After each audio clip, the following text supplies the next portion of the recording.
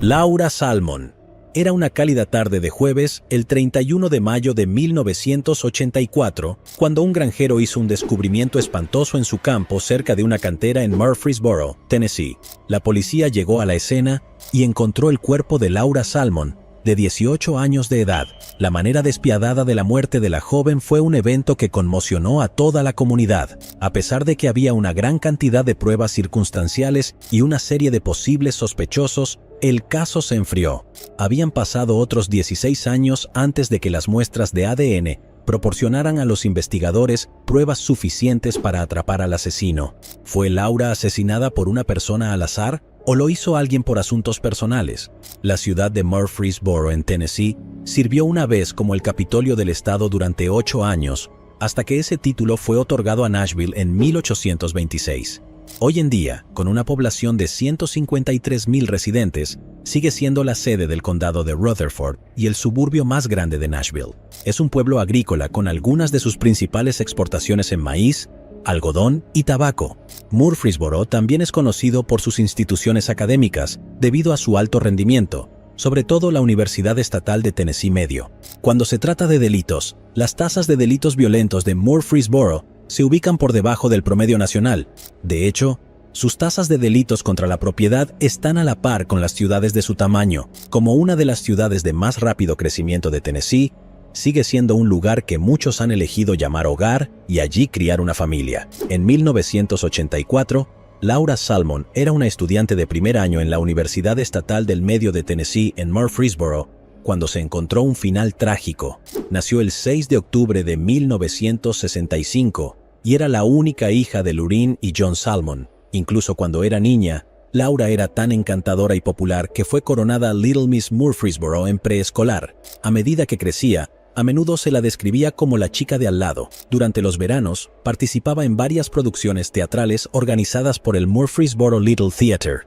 Los padres de Laura se divorciaron cuando ella era muy joven, pero se mantuvieron en términos amistosos entre sí y los dos se encargaron de desarrollar su custodia compartida. Laura sobresalió académicamente y se graduó con honores de Oakland High School en 1983. También fue miembro de la Corte de la Bandera en la escuela secundaria. En el otoño de 1983, comenzó a asistir a la Middle Tennessee State University, al mismo tiempo que comenzó a trabajar en la tienda de comestibles Kroger con su amiga de la infancia Trina Daniel. Laura también estaba en una relación con el estudiante Kyle Gilley, a quien conoció en 1982.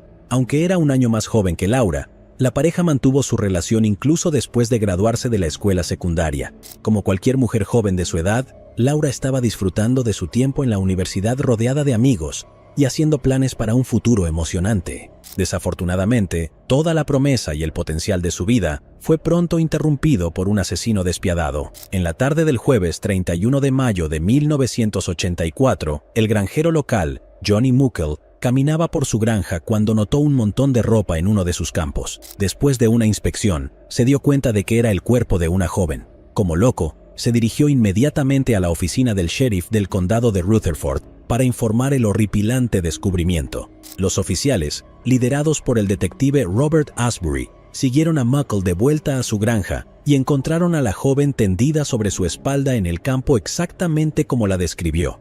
Era obvio para los oficiales que había fallecido. Había sido cubierta por 2 pares de jeans. Uno era un Sergio Valente de una mujer y el otro, los vaqueros de un hombre. Una manga de la única chaqueta de un miembro negro estaba atada alrededor de su cuello. En su mano derecha, ella agarraba un par de calzoncillos que los oficiales adivinaron eran los suyos. La única ropa que llevaba era un sostén picardías. El lado izquierdo de su cabeza mostraba signos visibles de trauma y varias rocas manchadas al azar de sangre estaban esparcidas cerca del cuerpo.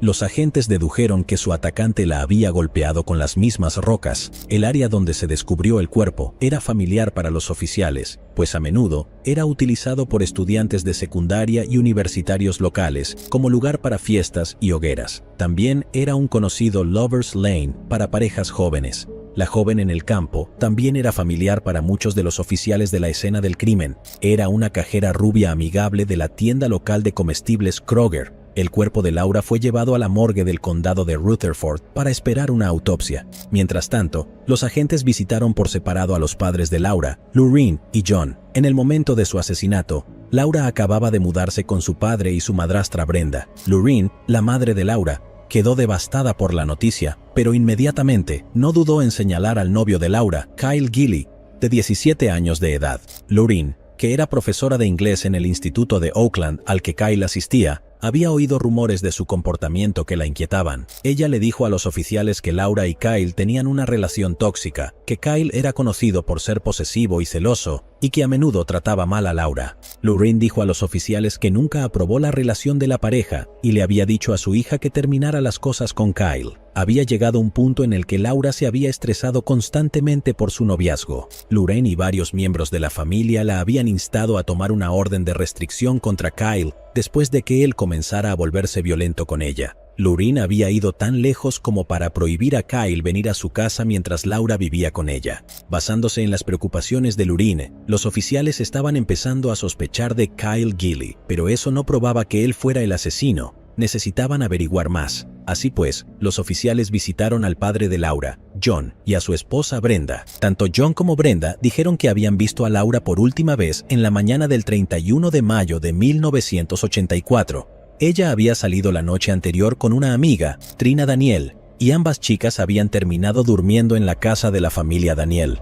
Nada parecía fuera de lo común cuando Laura se preparó y se fue con Trina en la mañana del 31 de mayo para su turno de las 9 en Kroger. Después de estas entrevistas, el novio de Laura, Kyle Gilley, llegó a la oficina del sheriff del condado de Rutherford por la noche. Kyle le dijo a los oficiales que había llamado al padre de Laura para decirle que necesitaba ir a la oficina del sheriff para dar una declaración sobre ella. Habló con el subjefe, Robert Asbury, quien había informado a Kyle del asesinato de Laura. Kyle le dijo a Asbury que vio a Laura por última vez el miércoles 30 de mayo de 1984 en la casa de su abuela. Habían estado juntos desde las 6:30 hasta las 10:30 de la noche. De hecho, habían hecho algunos planes para ir a nadar la tarde siguiente en la casa de su abuela, pero él dijo que ella nunca más apareció. Fue solo después de llamar a su padre que descubrió que algo andaba mal. El funcionario Asbury no tomó una declaración formal de Kyle, ya que era menor de edad y le permitió irse.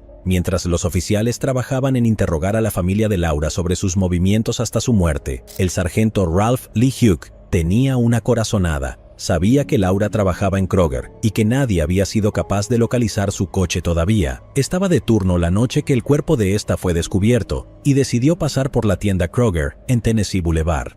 Su corazonada dio sus frutos, amigos. El 1 de junio de 1984, encontró un Oldsmobile Cutlass Beige de 2 tonos del 1976 en el estacionamiento Kroger. Sí, señor, era el coche de Laura. El auto, junto con las muestras de suelo y las pruebas descubiertas en la escena del crimen, fueron enviados a la Oficina de Investigación de Tennessee para pruebas. Mientras los investigadores esperaban los resultados, trabajaron en construir una cronología de los eventos que llevaron al asesinato de Laura. Visitaron la tienda Kroger para hablar con Trina Daniel, la mejor amiga de Laura. Trina dijo a los oficiales que Laura la había recogido del trabajo a las 11 de la noche del miércoles 30 de mayo de 1984. Luego, fueron a la tarde. Mientras ayudaba a un cliente a hacer la compra, había visto el coche de Laura aparcado en un lugar diferente. Los investigadores interrogaron a Sybil Wade, que era la supervisora de Laura, y Sharon Falk, que había trabajado el turno de la mañana con Laura el día que murió. Ambas mujeres confirmaron que Laura se había ido temprano a nadar a la casa de su abuela.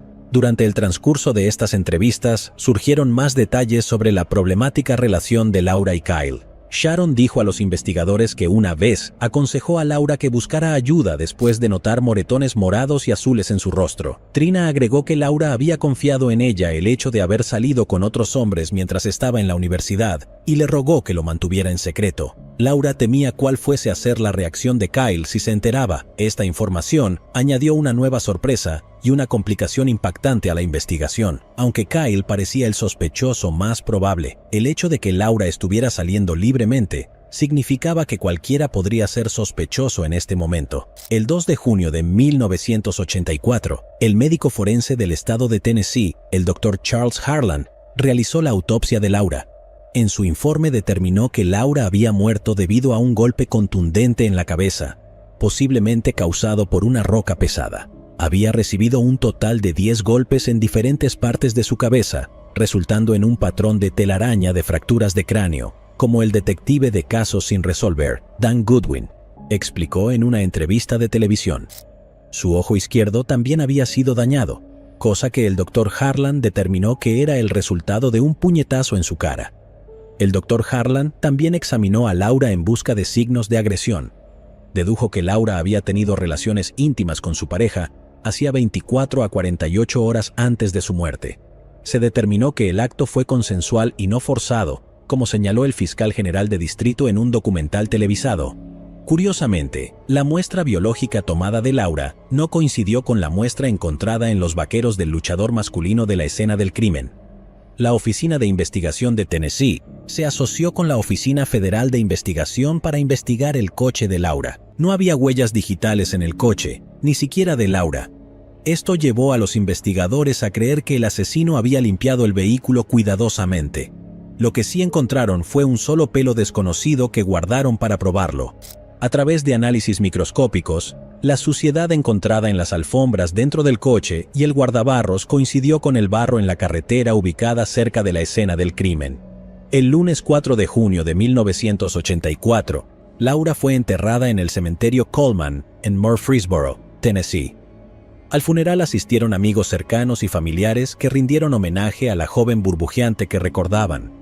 También estuvo presente en el funeral el amigo cercano de Laura de la universidad, Dan Goodwin, quien había estado en el cine con Laura solo 4 días antes de su muerte. Goodwin le prometió a la madre de Laura, Lorraine, que encontraría a su asesino, sin importar cuánto tiempo tomara. Lorraine también le hizo esa promesa a su hija fallecida. Yo le prometí a ella en su tumba que iba a ver cómo se hacía justicia.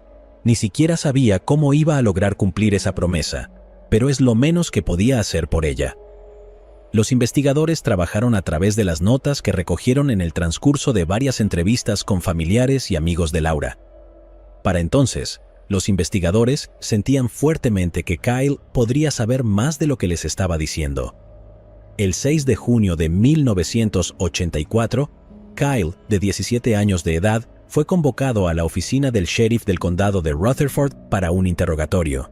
Kyle, siendo menor de edad, fue acompañado por un padrastro durante el interrogatorio. A Kyle le leyeron sus derechos Miranda antes de que los investigadores tomaran una declaración formal de él. Dijo a los investigadores que había conocido a Laura alrededor de las 6:30 de la noche del miércoles 30 de mayo de 1984 en la casa de su abuela. Alrededor de las 9 de la noche, los dos se habían ido en su coche y se dirigieron a la iglesia de Bellwood en Murfreesboro. Kyle explicó que estacionó su auto detrás de la iglesia antes de intimar con Laura.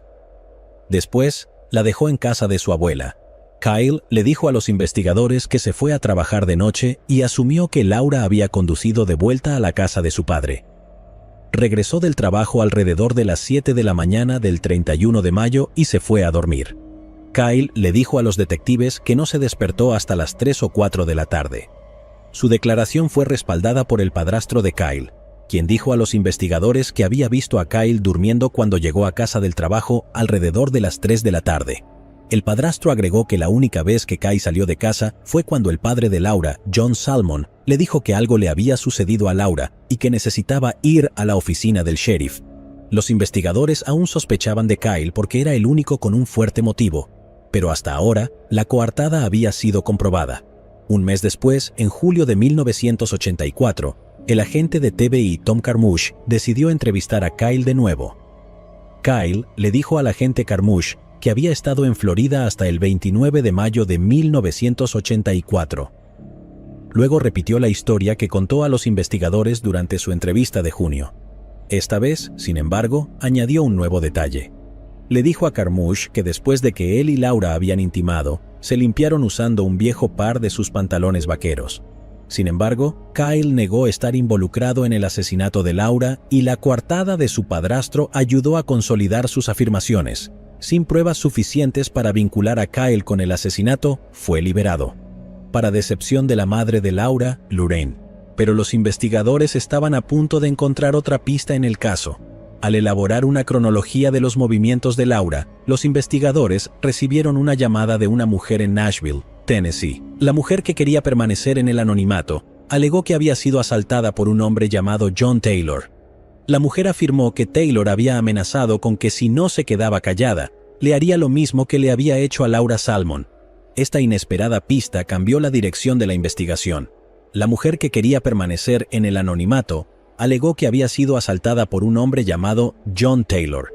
La mujer afirmó que Taylor había amenazado con que si no se quedaba callada, le haría lo mismo que le había hecho a Laura Salmon. Esta inesperada pista cambió la dirección de la investigación. Taylor también frecuentaba las mismas fiestas de fraternidad a las que asistía Laura. Los investigadores luego interrogaron a personas que conocían a Taylor y descubrieron que tenía un historial de violencia contra exnovias. También se enteraron de que Taylor fue visto cerca del campus de MTSU el día que Laura fue asesinada. Taylor fue llamado para ser interrogado por los investigadores, pero negó haber agredido a la mujer de Nashville. También negó estar involucrado en el asesinato de Laura o haber mencionado el incidente a nadie. Para descartarlo como sospechoso, se le pidió a Taylor que presentara una muestra de cabello para compararla con la hebra encontrada en el coche de Laura. La química forense del FBI, Patty Chouty, comparó las muestras. Aunque ambas hebras de cabello eran consistentes, las pruebas de ADN del cabello aún estaban a años de hacer una coincidencia definitiva. Los investigadores no podían acusar a Taylor sin pruebas sólidas. El siguiente paso fue comparar los jeans de hombre encontrados en la escena del crimen con los jeans usados por Taylor. Los jeans recuperados de la escena del crimen tenían un tamaño de cintura de 30 pulgadas y una entrepierna de 36 pulgadas, pero estas mediciones eran demasiado largas para que Taylor las usara diariamente. Sin pruebas contundentes, los investigadores liberaron a Taylor y fallaron como sospechoso y el asesinato de Laura. Más de un centenar de hombres fueron entrevistados en el curso de la investigación de ese año, pero todos fueron absueltos después de que comprobaran su coartada. Quienquiera que matara a Laura Salmon parecía simplemente haberse desvanecido en el aire. Sin nuevas pistas, el caso de Laura comenzó a enfriarse a finales de 1985. Sin embargo, años más tarde, cuando nuevos investigadores revisaron los archivos de casos sin resolver, comenzaron a surgir varios problemas. Los nuevos investigadores descubrieron que la escena del crimen no se había protegido adecuadamente y que las pruebas se habían manejado sin el uso de guantes. Se observó que John Salmon, el padre de Laura, fue la persona que encontró su collar en la escena del crimen y descubrió más rocas cubiertas de sangre. Había entregado estos artículos a los investigadores, posiblemente comprometiendo la evidencia debido a un manejo defectuoso. También se señaló que los oficiales nunca habían tomado una declaración formal de Johnny Muckle, el granjero que descubrió el cuerpo de Laura. Nunca se dio ninguna explicación por la falta de trabajo policial adecuado. Fue en el año 2000 que el caso de Laura comenzó a calentarse de nuevo. El amigo de Laura, Dan Goodwin, que le había prometido a la madre de Laura que encontraría al asesino, estaba a punto de llegar con su promesa. Había tomado una ruta mucho más larga de lo esperado. El primer caso sin resolver que Goodwin recibió fue el de Laura, y para ello se asoció con el sargento Bill Sharp. Su primera tarea fue enviar todas las pruebas del caso a la Oficina de Investigación de Tennessee para pruebas de ADN. Además del ADN de Laura, 2 perfiles de ADN desconocidos fueron colectados de los vaqueros de hombre y de la ropa de Laura. Esta vez, las pruebas forenses habían avanzado hasta el punto de que los perfiles de ADN de la escena del crimen podían compararse con muestras para identificar al propietario. Al mismo tiempo, los detectives estaban a punto de tropezar con otra información inesperada. Recibieron otro dato interesante. Un estudiante de 16 años de Oakland High School habría afirmado que su padre fue el hombre que asesinó a Laura Salmon. Armados con los perfiles de ADN, Goodwin y Sharp se pusieron a trabajar rápidamente. Los detectives descubrieron que el padre del chico tenía antecedentes penales por agresión agravada. Pudieron localizar a su sospechoso, un hombre llamado David Patterson. Pero para cuando se enteraron del rumor, Patterson había sido asesinado a tiros en un incidente no relacionado con el caso. En cambio, los detectives se dirigieron a los hijos de Patterson y les pidieron que presentaran muestras de ADN para analizarlas. Al final, su ADN no coincidía con ninguna de las muestras extraídas del cuerpo de Laura o los pantalones vaqueros de hombre. Esto descartó a Patterson. Los investigadores comenzaron a revisar los archivos del caso y la lista original de sospechosos. Se pusieron en contacto con John Taylor, uno de los primeros sospechosos, que ofreció su ADN como prueba. Su ADN no coincidía con ninguna de las muestras de la escena del crimen. Para garantizar un procedimiento policial transparente, El detective Dan Goodwin también presentó una muestra de ADN, ya que él también había tenido una cita con Laura pocos días antes de su asesinato. Fue absuelto de cualquier sospecha en el asesinato, pero todavía había un sospechoso que los investigadores estaban interesados en investigar. Ese era Kyle Gilley. Goodwin y Sharp recibieron el expediente del caso de Laura buscando cualquier información que pudiera haber sido pasada por alto por otros investigadores. Fue en ese momento que una pieza de evidencia verdaderamente increíble llegó a su conocimiento. Encontraron un nodo curioso sobre un posible testigo que contradijo la coartada de Kyle Gilley. Goodwin y Sharp localizaron a la testigo, Gladys Mears, que aún vivía en Murfreesboro. Su entrevista con Gladys estaba a punto de dejar el caso abierto. Gladys dijo a los investigadores que mientras conducía a casa en la tarde del asesinato de Laura, había visto un Oldsmobile Cutlass beige bicolor en la intersección de Twin Oak y Halls Pike. Recordó que el coche estaba en la carretera que se alejaba de la cantera, donde se descubrió el cuerpo de Laura. Una vez más, Kyle negó tener algo que ver con el asesinato de Laura e incluso negó tener intimidad con ella antes de su muerte. Kyle recibió una orden para su muestra de sangre, que fue enviada al laboratorio forense de la TBI para su análisis. El 31 de mayo de 2000, el 16º aniversario de la muerte de Laura Simon, la muestra de ADN de Kyle Gilley coincidió positivamente con la muestra biológica encontrada en los vaqueros de la escena del crimen. Así Kyle fue vinculado con la escena del crimen y se probó que tal vez era la persona responsable de la muerte de Laura. El 13 de noviembre de 2001, Dan Goodwin voló a Florida para entrevistar a Kyle. Desde el principio, Kyle negó ser violento con Laura o darle un puñetazo en el campus de MTSU. Solo admitió que los vaqueros cuatreros podrían haber sido suyos. Goodwin sabía que Kyle estaba mintiendo sobre todo. Goodwin mismo había visto a Kyle varias veces en el campus con Laura. Fue capaz de grabar todas las negaciones hechas por Kyle durante su entrevista. Cuando Goodwin le dijo a Kyle que tenía un experto que podía testificar que el asesino de Laura había estado usando el mismo par de jeans de luchador, Kyle pidió un abogado, que posteriormente terminó la entrevista. El 14 de noviembre de 2001, Kyle Gilley fue arrestado por el asesinato de Laura Salmon. Debido a que Kyle tenía menos de 18 años en el momento del asesinato de Laura, fue procesado en el tribunal de menores en lugar de un tribunal penal. En 2002 se celebró una audiencia para determinar si su caso debía trasladarse al tribunal de circuito para adultos. El 1 de febrero de 2002, después de varias declaraciones de testigos sobre la relación violenta entre Laura y Kyle, la jueza de menores Donna Scott dictaminó que Kyle sería juzgado como adulto. El 6 de marzo de 2002, un gran jurado acusó a Kyle de cargos de asesinato en primer grado. Tomaría otros 4 años para que el juicio de Kyle comenzara, ya que los abogados de la Fiscalía y la Defensa discutieron de un lado a otro sobre qué testimonio de testigos se debería permitir en la audiencia final. El 26 de julio de 2006, el juicio de Kyle Gilley por el asesinato de Laura Salmon comenzó en la Corte de Apelaciones Penales de Tennessee.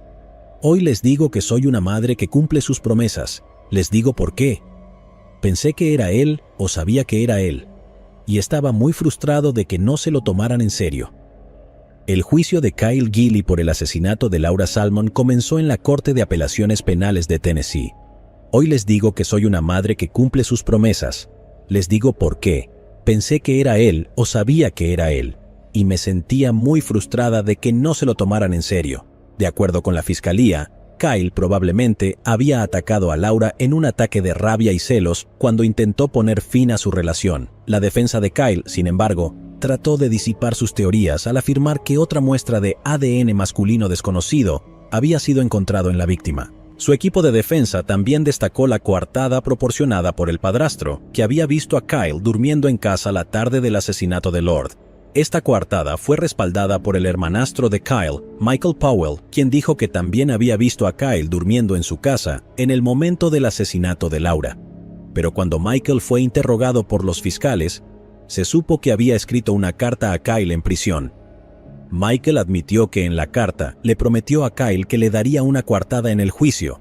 En septiembre de 2006, Kyle Gilley fue declarado culpable de asesinato en primer grado. Según las leyes estatales de sentencia de 1984, Kyle fue sentenciado a 30 años de prisión.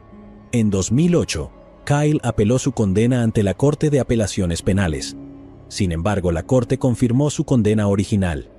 Tendrá derecho a libertad condicional el 25 de septiembre de 2042. Tomó más de 20 años para que la familia de Laura Salmon pudiese ver la justicia servida en su nombre. Cuando le programen a Kyle Gilley su primera audiencia de libertad condicional en septiembre de 2042.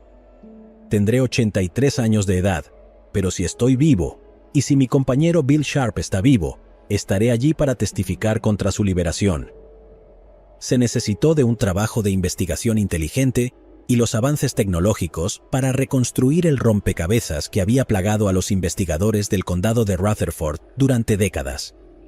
El caso de hoy también destaca la realidad de la violencia que se puede sufrir con una pareja íntima y pone en relieve las señales que todos debemos tener en cuenta con respecto a las personas más cercanas a nosotros. Pero las preguntas siguen siendo: ¿cómo los investigadores iniciales no vieron a través de las mentiras de Kyle Gilley? ¿Por qué ignoraron una declaración de un testigo que contradijo la coartada de Kyle en 1984? Ronald Popo. El 26 de mayo de 2012, justo después de las 2 de la tarde, el oficial de policía de Miami, José Ramírez, respondió a un llamado sobre un ataque a lo largo de la calzada MacArthur en Miami, Florida. A su llegada, se encontró con una escena espantosa. 2 hombres se vieron envueltos en una sangrienta lucha en el pavimento. El oficial intentó intervenir, pero el atacante, Rudy Eugene, de 31 años de edad, no cedió, de modo que el oficial se vio obligado a disparar contra Eugene para salvar la vida de Ronald Popo, de 65 años de edad. El ataque llegó a los titulares internacionales y Eugene se hizo conocido como Miami Zombie y Causeway Cannibal. Pero la pregunta sin duda era: ¿qué causó que Eugene actuara tan brutalmente? ¿Qué había hecho Ronald Popo para provocar tal ataque? Miami es la segunda ciudad más poblada del estado de Florida, con una población de 442,000 personas en 2020. También es la sede del condado de Miami-Dade. Miami es conocida por sus kilómetros de playas doradas, su deslumbrante vida nocturna y su diversidad cultural. Es reconocida cariñosamente como la puerta de entrada a América Latina, ya que el 70% de su población es hispana. Miami ofrece a los turistas un verdadero sabor de aventura si alguien planifica disfrutar de unas vacaciones relajantes en la playa o si desea presenciar una atmósfera optimista parecida a un carnaval. Sin embargo, Miami todavía posee una de las tasas de delincuencia más altas de todos los Estados Unidos. En 2012, se hizo conocida por un crimen bastante salvaje. Todo empezó el sábado 26 de mayo de 2012. Era fin de semana y se conmemoraba el Día de los Caídos, cuando el Departamento de Policía de Miami recibió una llamada angustiante de un ciclista llamado Larry Vega justo después de las 2 de la tarde. Según Vega, había estado pedaleando cerca de la plataforma del medidor a lo largo de la calzada MacArthur en Miami, cuando se encontró con una escena terrible. Vega le dijo al despachador que uno de los hombres había golpeado al otro y que estaba intentando matarlo. El primer oficial en responder fue José Ramírez, que estaba muy cerca de la escena. Mientras Ramírez se acercaba al pequeño grupo de espectadores, vio por sí mismo el alcance del ataque. Retrocedió en estado de shock y sacó su pistola de servicio. Llamó al atacante y le gritó para que dejara de hacer lo que estaba haciendo. El hombre se volteó y gruñó en dirección hacia el oficial Ramírez y a los espectadores, con lo que parecía ser carne colgando de su boca. Ramírez disparó un tiro de advertencia. Sin embargo, eso no fue nada efectivo para detener al hombre que seguía mordiendo a su víctima indefensa. Ramírez gritó otra firme advertencia y luego disparó al atacante otras 4 veces. Esto detuvo al tipo, que colapsó en el pavimento junto a su víctima. Un paramédico llegó pronto y declaró muerto al atacante en la escena. La víctima todavía estaba viva, pero en estado crítico. Fue llevado de urgencia al Jackson Memorial Hospital para recibir atención inmediata. El difunto atacante fue transportado a la morgue de la ciudad, a medida que más agentes de policía se unieron al oficial Ramírez y trataron de reunir las piezas del desconcertante incidente. En la escena del crimen, los investigadores encontraron las escasas pertenencias de la víctima. Al toque, lo identificaron como Ronald Popo, de 65 años de edad. Aparte de las pertenencias de la víctima, habían varias páginas rotas de una Biblia. El atacante no tenía nada que pudiera usarse para identificarlo inmediatamente. estaba completamente desnudo. Los oficiales del departamento de policía se dispersaron para buscar algún indicio a lo largo de la calzada MacArthur, ya que habían recibido varias llamadas de automovilistas sobre un hombre que se comportaba de manera extraña. Según los informes, un hombre afroamericano caminaba por la calzada hace pocos días. Luego comenzó a quitarse la ropa y arrancar páginas de un libro. Otros testigos alegaron que después de quitarse la ropa, comenzó a balancearse desde algunos de los postes de luz mientras se dirigía hacia el oeste, hacia el edificio del Miami Herald. Esto les dio un punto de partida y los oficiales comenzaron a buscar pistas. En el camino, encontraron ropa y zapatos desechados, páginas arrancadas de una Biblia y una licencia de conducir que pertenecía a Rudy Eugene, de 31 años. Después de poner sus detalles en el sistema, los investigadores descubrieron que el coche de Eugene, un Chevrolet Caprice púrpura de 1995 con la bandera haitiana pintada, había sido incautado ese mismo día por estar estacionado ilegalmente cerca del área de Miami Beach. Los investigadores visitaron el carro incautado y buscaron a través del vehículo de Eugene. Dentro, encontraron 5 botellas de agua vacías y una segunda Biblia. Los investigadores se dividieron en 3 equipos separados para averiguar más sobre lo que había llevado al ataque y si había alguna conexión entre Popo y Eugene. Un equipo se dirigió al Jackson Memorial Hospital para averiguar sobre Popo. Un segundo equipo empezó a compilar imágenes de vigilancia de la zona que podrían revelar lo que provocó ese violento ataque. Y un tercer equipo fue a averiguar más sobre el atacante, Eugene. En el hospital, a los investigadores se les dijo que Popo había sufrido graves daños en la cara. Alrededor del 80% de su rostro había sido mordido durante el ataque. A Popo le faltaban las 2 cejas, la nariz, partes de las mejillas y la frente. También había perdido su ojo izquierdo que había sido arrancado por Eugene y su ojo derecho había sido severamente dañado, haciendo que quedara completamente ciego. Mientras los cirujanos trabajaban para salvar al hombre, los investigadores estuvieron analizando sus antecedentes para encontrar un vínculo entre él y Eugene. Posteriormente, pudieron hacer contacto con su familia, que se distanció de él. Según los informes, la hija de Popo, de 44 años de edad, Janice Popo Di Bello, se sorprendió cuando su familia fue contactada por la policía y escuchó que su padre Ronald había sido atacado tan brutalmente. Habían asumido que él había muerto después de desaparecer sin dejar rastro décadas antes. Ronald Edward Popo nació el 17 de mayo de 1947 y creció en Brooklyn, Nueva York. Asistió a la prestigiosa escuela secundaria en Manhattan y fue considerado un estudiante bastante inteligente. En la escuela, fue miembro del Club Latino y trabajó junto al consejero escolar en la oficina de orientación. Después de graduarse de la escuela secundaria, Popo se matriculó en la Universidad de la Ciudad de Nueva York. Sin embargo, se retiró en 1966. Después de mucho trabajo duro, los investigadores se enteraron de que había estado casado y tenía una hija. La familia de Ronald parecía ser tan privada como él y no dio ninguna alarma cuando desapareció. Su hermana, Antoinette Popo, dijo a los medios de comunicación que trataron de encontrarlo, pero después de varios intentos fallidos, asumieron que se había quitado la vida.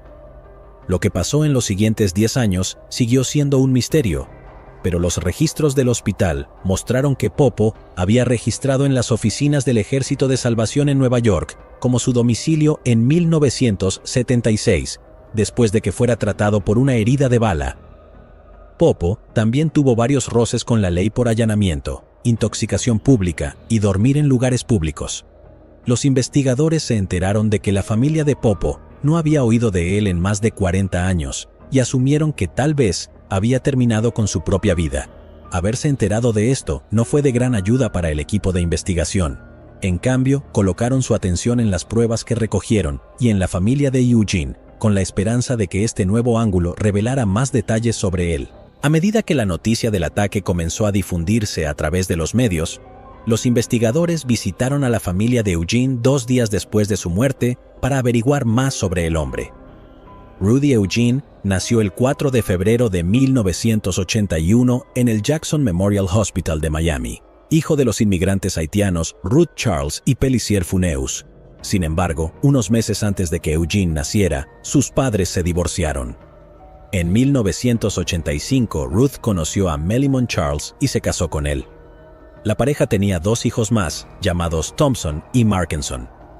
Eugene tenía talento para dibujar, jugaba al fútbol y siempre asistía a la iglesia. Pero en la escuela secundaria, las cosas habían tomado un giro equivocado. Eugene descubrió que Melimon no era su padre biológico. También había descubierto que su verdadero padre, Pelissier, había muerto años antes. Inicialmente, Eugene estaba enojado, pero pronto perdonó a sus padres. Sin embargo, el cambio no duraría mucho. A la edad de 16 años, Eugene ya había sido acusado y arrestado por agresión. En el año 2000, después de graduarse de North Miami High School, Eugene se convirtió en un vagabundo sin tener trabajo fijo. Iba de un empleo a otro, pero sus problemas comenzaron a agravarse. En un lapso de 5 años, Eugene había sido arrestado 7 veces. Sus cargos iban desde allanamiento hasta posesión y tráfico de marihuana. En 2004, las cosas tomaron otro giro desagradable. Eugene tuvo una violenta discusión con su madre Ruth. La policía fue llamada para detener la pelea y fue electrocutado 3 veces por la policía antes de que fuera sometido. En 2005, Eugene se casó con su novia de la secundaria, Jenny Ducktant. Pero solo 18 meses después, Jenny le pidió a Eugene que se divorciaran. Según Jenny, Eugene había empezado a volverse violento y ella temía que su seguridad estuviese en riesgo. Una vez más, Eugene se encontró vagando por la vida sin dirección. Eso fue hasta que se encontró con Ricky Cross en un cruce de destinos. Después de salir durante 5 meses con ella, Cross y Eugene se mudaron juntos y permanecieron como una pareja durante 5 años, desde 2007 hasta la muerte de Eugene en 2012. Cross habló con los investigadores y les dijo que su relación con Eugene era como cualquier otra relación romántica. Sin embargo, Cross luego dijo a los investigadores que Eugene comenzó a comportarse erráticamente en la mañana del 26 de mayo de 2012. Según Cross, Eugene se había despertado alrededor de las 5 de la mañana y comenzó a buscar algo en su armario. Luego tomó su Biblia y un cuaderno marrón y le dio un beso de despedida. Cuando no recibió respuesta al llamar a Eugene, Cross decidió salir a buscarlo. Habían pasado horas, pero no vio ninguna señal de él. Después de llamar a sus amigos, Cross descubrió que había visitado a un amigo la noche anterior. Proporcionó a la policía el nombre de Frederick Christian. Christian habló con la policía y explicó que recibió una llamada de su hermano la noche del 25 de mayo de 2012. Según Christian, Eugene había pasado por la casa del hermano de Christian en busca de él. Según el hermano de Christian, Eugene seguía repitiendo que necesitaba hablar de algo, pero nunca llegó al punto. El hermano de Christian le dijo que Eugene no se veía bien. Nunca llegaron a hablar de lo que le preocupaba a Eugene antes de que se fuera y volviera al apartamento que compartía con Cross. Christian luego explicó a la policía que escuchó de otro amigo que Eugene había aparecido en su casa a las 5:30 de la mañana, el 26 de mayo de 2012. Según Christian, el amigo dijo que Eugene estaba actuando extraño de nuevo y quería ir a la playa para The Urban Beach Week Music Festival. Cuando el amigo que tenían en común se negó debido a los compromisos de trabajo, Eugene pasó un corto tiempo en la casa de su amigo antes de subir a su coche e irse. La policía le preguntó a Christian si Eugene tomaba algún tipo de droga que pudiera haber causado su violenta reacción. Christian dijo a los oficiales que la droga más difícil que Eugene hizo fue fumar marihuana. Dijo que Eugene no tomaba pastillas, ni siquiera las prescritas por un farmacéutico, y que casi nunca consumía alcohol. Armado con esta nueva información, los investigadores comenzaron a armar una cronología de los eventos. Por lo que supieron, Eugene había estado exhibiendo un comportamiento extraño desde la noche antes del ataque a Ronald Popo. Su comportamiento era consistente con el de una persona que se entregaba a una droga sintética conocida como sales de baño. Ese es el nombre aparentemente inocente dado a una droga que se conoce más comúnmente como flaca y se puede encontrar en África, en el Medio Oriente. En los últimos años, la epidemia de sales de baño ha comenzado a ser más popular, especialmente en Florida.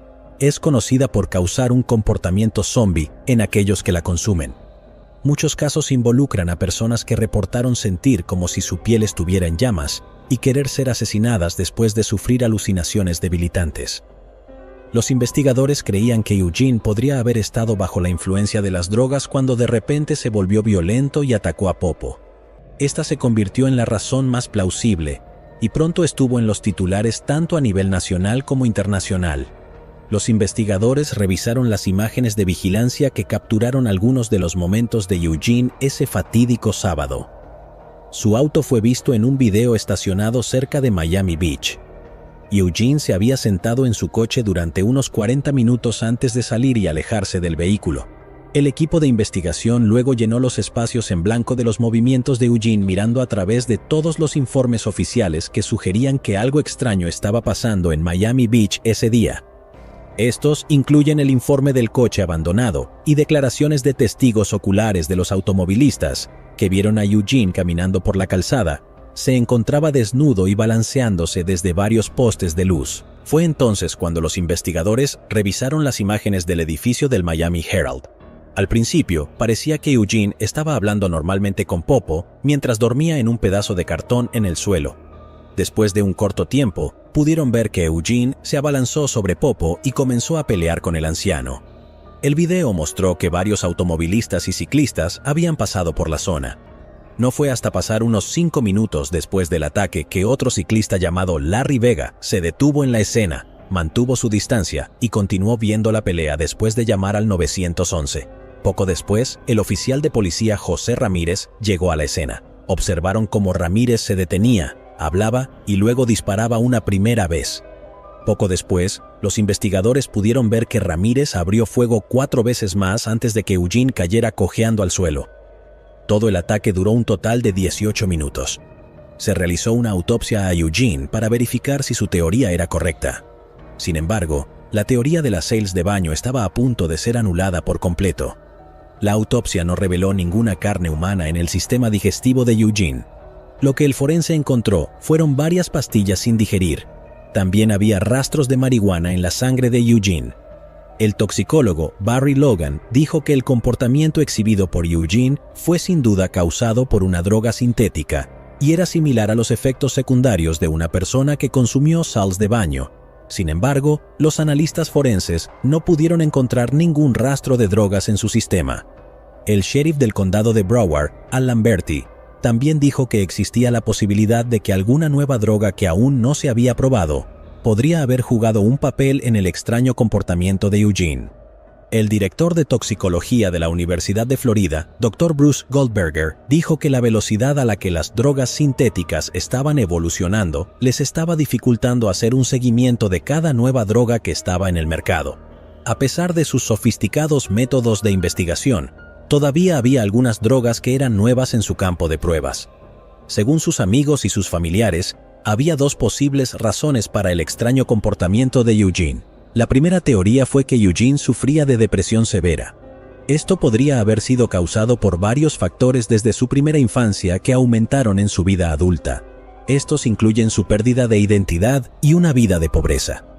Recurrió a la marihuana y al crimen como sus mecanismos de afrontamiento y se relacionó con otras personas para descubrir quién era realmente. Sus amigos creían que su mente errante lo llevó a tener un colapso mental. La otra teoría fue iniciada por chismes dentro de la comunidad haitiana de Miami. Viniendo de un entorno haitiano, muchos creían que Eugene había sido poseído por un espíritu maligno que se alimentaba de su creciente ira.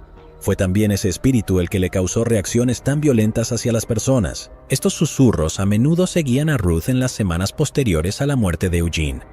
Pero para la familia y amigos de Eugene, el dolor de todo el incidente no terminó allí. Ruth siempre había sido una mujer espiritual y ella crió a sus hijos para que fueran de la misma manera. Eugene, en particular, era muy religioso y tenía una fuerte creencia en Dios. Sin embargo, la noticia de la muerte de Eugene y la forma en que ocurrió todo hizo que muchas iglesias rechazaran a la familia. Cuando Ruth encontró una iglesia, el comité le había dicho solo 2 días antes de que se celebrara el servicio que la congregación no se sentía cómoda teniendo el cuerpo de Eugene en su lugar de culto. Ruth, que siempre había sido fiel a su fe, ahora todas las puertas se habían cerrado en la cara. La funeraria acordó celebrar el funeral de Eugene en su capilla. A ella asistieron quienes permanecieron más cerca de Eugene y querían recordar quién era antes de los acontecimientos del 26 de mayo de 2012. En los meses posteriores al ataque, Ronald Popo se sometió a varias cirugías faciales reconstructivas. Sin embargo, quedó permanentemente desfigurado y ciego debido a la extensión de las lesiones. La historia de la supervivencia de Popo, a pesar del ataque, removió las fibras del corazón del público. Se creó un fondo y se recaudaron más de $100,000 para pagar sus gastos médicos. En los meses siguientes, Popo recuperó su salud. Ganó alrededor de 50 libras y aprendió a vestirse, alimentarse, ducharse y afeitarse de nuevo. También se le permitió permanecer en el centro médico indefinidamente para que pudiera ser atendido adecuadamente por el personal médico. Estamos aquí hoy para hablar sobre el señor Ronald Popo, con quien todos se han familiarizado en las últimas semanas. Me complace decir que el señor Popo está muy bien hoy. Acabo de salir de su habitación. Tenemos su permiso para hablar con ustedes sobre su condición médica. Está encantado de informar a todos que se siente bien. Está comiendo, está caminando con terapia física, está hablando con nosotros, ya ha recibido bastantes cirugías por parte del Dr. Crisira, quien está aquí a mi derecha y todavía queda un poco más por hacer. Pero es en realidad. Antes de salir de la habitación hoy, me preguntó si yo estaría viendo el partido esta noche y me dijo, ¡a calentar! Popo también era muy talentoso para tocar la guitarra y desde entonces había aprendido a tocar el instrumento en su tiempo libre. En un video, agradeció a la comunidad y a la policía por ayudar a salvar su vida. Solo quiero dar las gracias por contribuir y ayudar. La gente en mi situación necesita ayuda, y estoy seguro de que hay otras personas que también están atravesando la misma situación. Agradezco el esfuerzo de la gente en la comunidad, que siempre estaré agradecido por eso. En julio de 2012, Popo habló con la policía y les relató lo que sucedió ese sábado por la tarde. Durante un tiempo muy corto, pensé que era un buen tipo, pero se volvió loco. Aparentemente no tuvo un buen día en la playa e iba a regresar. Y supongo que eso lo frustró. Se desquitó conmigo o algo así. No lo sé. Me rompió la cara contra la acera. Mi cara está doblada y destrozada. Me arrancaba los ojos. Me estaba estrangulando con maniobras de lucha libre.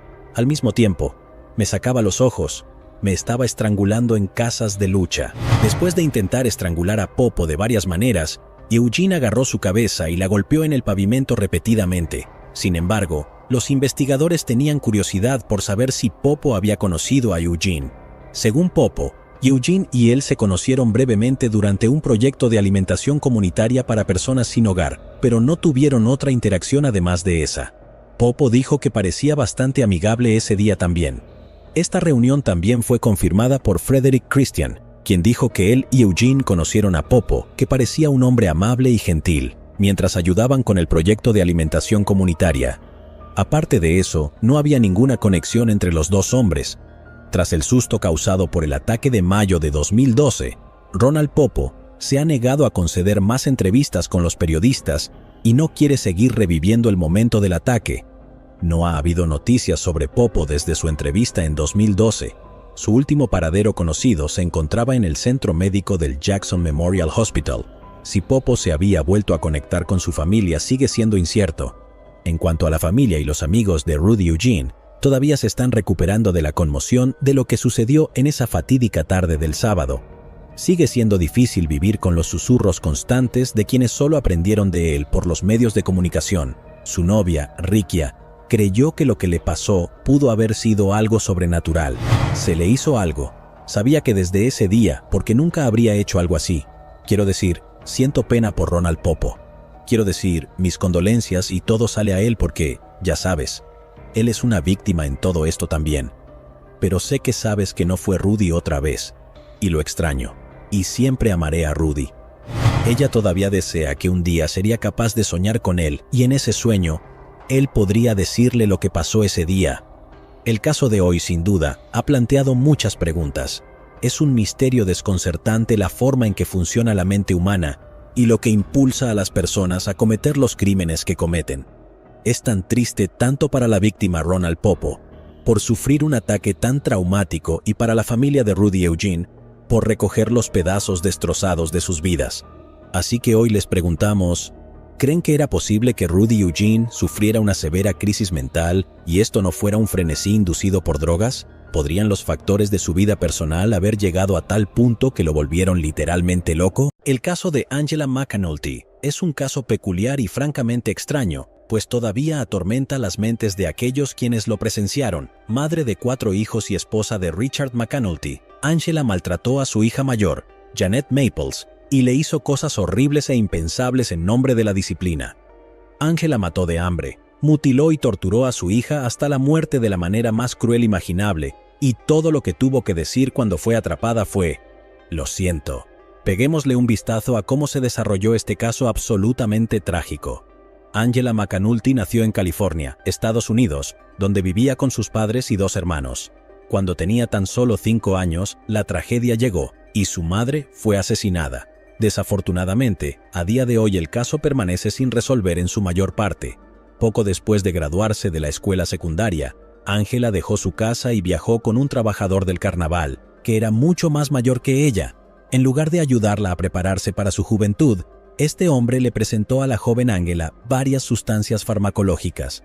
No mucho después de su paso con un trabajador del carnaval, Angela se casó con otro hombre y luego dio a luz a 2 hijos y una hija llamada Maples. Todo ello en 1994.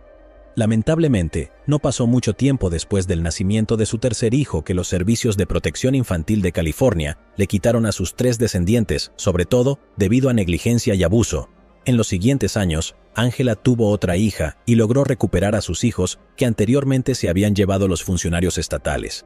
Después de esta victoria, Angela se casó con un camionero de larga distancia llamado Richard McAnulty en 2002, y luego toda la familia se fue de California a Oregón en algún momento de 2006. Nunca se descubrió qué llevó a Angela a abusar de su hija hasta tales extremos, ya que sus otros 3 hijos estaban relativamente ilesos, pero el abuso sucedió de todos modos. El maltrato de Maples a manos de su madre había estado sucediendo durante años, ya que a menudo se la veía yendo a la enfermera de su escuela para tratar los moretones y cortes en su cuerpo. Los maestros y sus amigos se preocuparon cada vez más. Le preguntaron a Maples cómo se lastimó, y ella se abrió con ellos diciéndoles que su madre había abusado de ella en casa. Las autoridades escolares informaron del incidente al Departamento de Servicios Humanos, quien hizo una visita a la casa de Maples. Cuando Angela fue interrogada sobre las lesiones y acusaciones de su hija, ella pintó un cuadro alrededor de la situación, haciendo que Maples fuera una mentirosa compulsiva que haría cualquier cosa para llamar la atención. Desafortunadamente, creyeron la historia de Angela y dejaron a Maples en casa, con su madre, sin saber que las cosas estaban a punto de empeorar mucho para ella. Angela sacó a Maples de la escuela con la razón de que le iría mejor si la educaran en casa, cortando efectivamente todas las comunicaciones con el público, sin escuela ni amigos que se dieran cuenta de su condición, y sin medios con quienes comunicarse para pedir ayuda. Maples quedó a merced de su madre. La única otra persona que pareció darse cuenta del trato que Angela le daba a su hija fue Lynn McAnulty, su suegra. Lynn estaba preocupada por el trato que Angela le daba a Maples, pero también se le negó el acceso a ver a sus nietos, por lo que fue en este punto que comenzó a llamar continuamente a Bienestar Infantil. Al final, resultó que la abuela preocupada, de hecho, se había presentado ante Bienestar Infantil solo unos días antes de que Maples muriera. En casa, Angela sometió a su hija a un trato tan inhumano que, a los 15 años, Maples estaba tan desnutrida y en los huesos que parecía una niña mucho más pequeña. La obligaban a dormir en el suelo con nada más que un cartón extendido. La golpeaban constantemente con cinturones de cuero hasta el punto de que su sangre salpicaba el piso, las paredes y el techo. Además de estos horribles descubrimientos, se encontraron dispositivos de tortura de diferentes tipos en la casa, con trozos de carne de Maple todavía sobre ellos. Según los investigadores, Angela llevaba a Maples a lo que los fiscales describieron como la sala de tortura, donde ella emitiría un pitido y torturaba a su hija hasta extremos inimaginables. Mientras hacía esto, Angela encendía la aspiradora en un intento por amortiguar los sonidos de los gritos de Maples, para que los otros niños y vecinos no los oyeran. A veces, ataba a Maples durante días seguidos, y otras veces recolectaba heces de perro y procedía a frotarlas por toda la cara y la boca de Maples. Cuando Maples fue examinada, los oficiales descubrieron que Angela mató de hambre a su hija y la dejó deshidratada hasta el punto en que Maples tuvo que recurrir a beber agua del inodoro. Los labios de la adolescente estaban desgarrados y su boca pulverizada por haber sido golpeada continuamente, sin una curación adecuada. Su rostro quedó desfigurado por haber sido golpeada repetidamente con objetos metálicos punzantes. El 9 de diciembre de 2009, los bomberos respondieron a una llamada al 911 de Angela McAnulty, quien informó que su hija había dejado de respirar repentinamente. Los bomberos fueron los primeros en llegar a la escena e informaron haber visto a Maples acostada boca arriba, sin camisa, en una habitación oscura. Mientras intentaba verificar sus signos vitales y posibilidades de resucitarla, los socorristas encontraron su cabeza con vendas sucias y notaron una herida en su cadera. La lesión en la cadera supuestamente causó que muchas cejas se levantaran, pues parecía haber sido arrancada, ya que podían ver el hueso. Los funcionarios describieron su apariencia como la de una víctima de un campo de concentración, y debido a su pequeña estatura, no creyeron cuando su madre les dijo que Maples tenía 15 años. Tenía cortes, el cabello maloliente, incisiones por encima de sus ojos, y era tan delgada que se podían ver los huesos de su cuerpo. Momentos después, llegaron los paramédicos y descubrieron que Maples no tenía pulso. Intentaron hacer RCP exhaustivamente y procedieron a colocarle un tubo en la garganta, tratando de bombear aire a sus pulmones. Por supuesto, todo fue en vano. Los informes de los bomberos en la escena dijeron que Angela McAnulty estaba un poco agitada al principio, después de lo cual de repente se quedó callada e incluso se rió a carcajadas un par de veces. Angela les dijo a los paramédicos que su hija simplemente se cayó y que estaba bien antes de caer. En ese momento, el esposo de Angela, Richard McAnulty, también estaba en la escena, pero no dijo ni una palabra. Maples fue llevada al hospital en una ambulancia y allí, la doctora Elizabeth Hilton examinó su cuerpo y no encontró signos de vida. Por desgracia, declaró muerta a la joven a las 8:42 de la noche. Después de examinar el cuerpo de Maples, la médico descubrió infinitas lesiones visibles en todo su cuerpo, así como dientes frontales rotos que parecían haber sido destrozados. Alarmada, la doctora Hilton se reunió con la familia de McAnulty y les preguntó sobre el historial médico de Maples. Angela respondió que su hija no tenía problemas médicos previos y afirmó que era una niña joven y saludable. Angela continuó agregando que Maples había estado comiendo, pero simplemente se puso muy flaca recientemente, por razones desconocidas.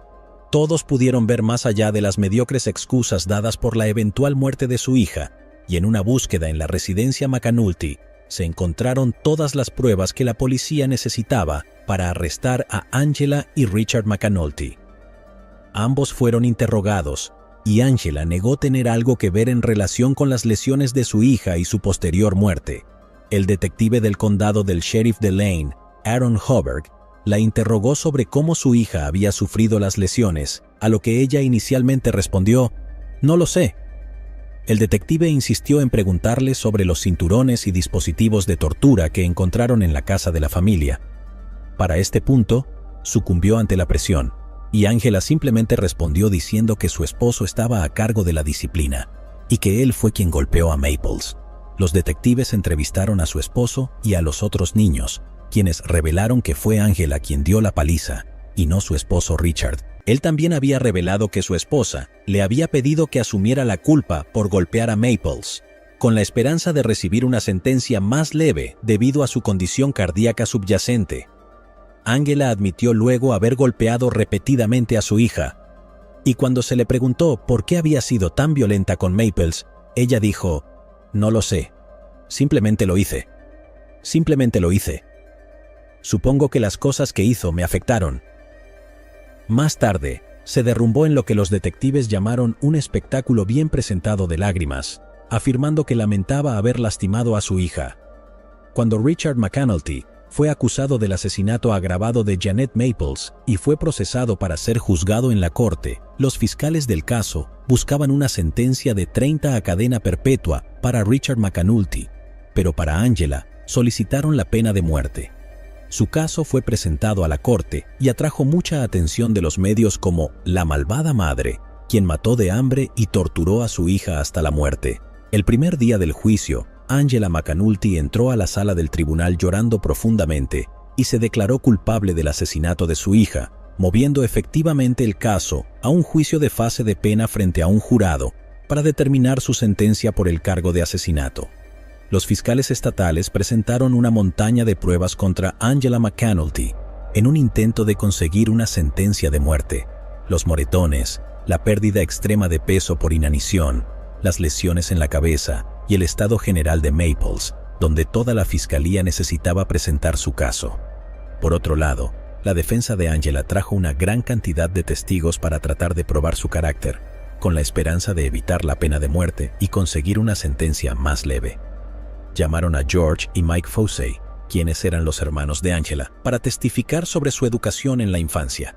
Ellos hablaron sobre cómo después de que su madre fue asesinada cuando Angela tenía 5 años, su padre era el principal sospechoso, pero sin pruebas nunca fue condenado. Su padre recurriría a la misma táctica de negar darles comida como castigo y que golpearlos con objetos extraños era bastante común mientras crecían. La defensa de Angela McAnulty trajo a amigos y vecinos para testificar que ella no representaba una amenaza para los demás, ya que nunca había hecho nada fuera de lo común a personas que no sean sus hijos. Estaban tratando de que el juez desechara la pena de muerte con la moción. La moción fue denegada y la sentencia de muerte permaneció sobre la mesa. Un testimonio de su esposo Richard reveló no solo la crueldad de Angela hacia su hija, sino también su negligencia e ignorancia, que ayudaron a su muerte. Richard McAnulty testificó que, aunque su esposa apagaba el televisor o la aspiradora cuando abusaba de su hija, todavía podía escuchar los gritos. Dijo que los gritos se volvieron cada vez menos intensos a medida que Maples perdía peso, y se volvió casi silencioso porque ya no tenía fuerzas para gritar más. Después de días de idas y venidas entre la fiscalía y la defensa, el jurado tuvo que determinar la sentencia de Angela McAnulty a partir de 4 preguntas principales. La primera fue si las acciones de Angela que llevaron a la muerte de su hija fueron hechas deliberadamente y con intención premeditada. La segunda fue si las acciones de Angela hacia su hija fueron una causa o prueba de provocación por parte de Maples o cualquier otra influencia externa. La tercera es si existía la posibilidad de que Angela representara un peligro para su familia, y otros si se le permitía vivir sus días en una prisión de máxima seguridad. La cuarta y última fue simplemente si merecía la pena de muerte. Antes de las declaraciones finales de los consejos opuestos, Angela pidió hablar en el estrado, no para testificar ni ser interrogada, sino simplemente para hacer una declaración ante el jurado de 8 hombres y 4 mujeres que decidieron su destino. Se disculpó ampliamente ante el jurado, el juez y el detective del caso. Reconocieron que lo que hizo estuvo mal. Ella dijo: «Lamento mucho haber lastimado a mi hija de muy mala manera. Quiero que sepan que hice mal y estoy en paz con su decisión». En su declaración final, la fiscalía contó detalle por detalle y testigo tras testigo, describiendo lo impensable que era para una madre matar de hambre, mutilar, torturar y abusar de su hija hasta el punto de matarla. No estamos hablando de un borracho enojado, estamos hablando de un asesino implacable. Después de mucha deliberación, el jurado emitió un veredicto y la encontró culpable de los 4 cargos relatados anteriormente, condenándola a la pena de muerte. Esto convirtió a Angela McAnulty en la primera y única mujer en el estado de Oregón en recibir la pena de muerte desde que los votantes la reintrodujeron en 1984.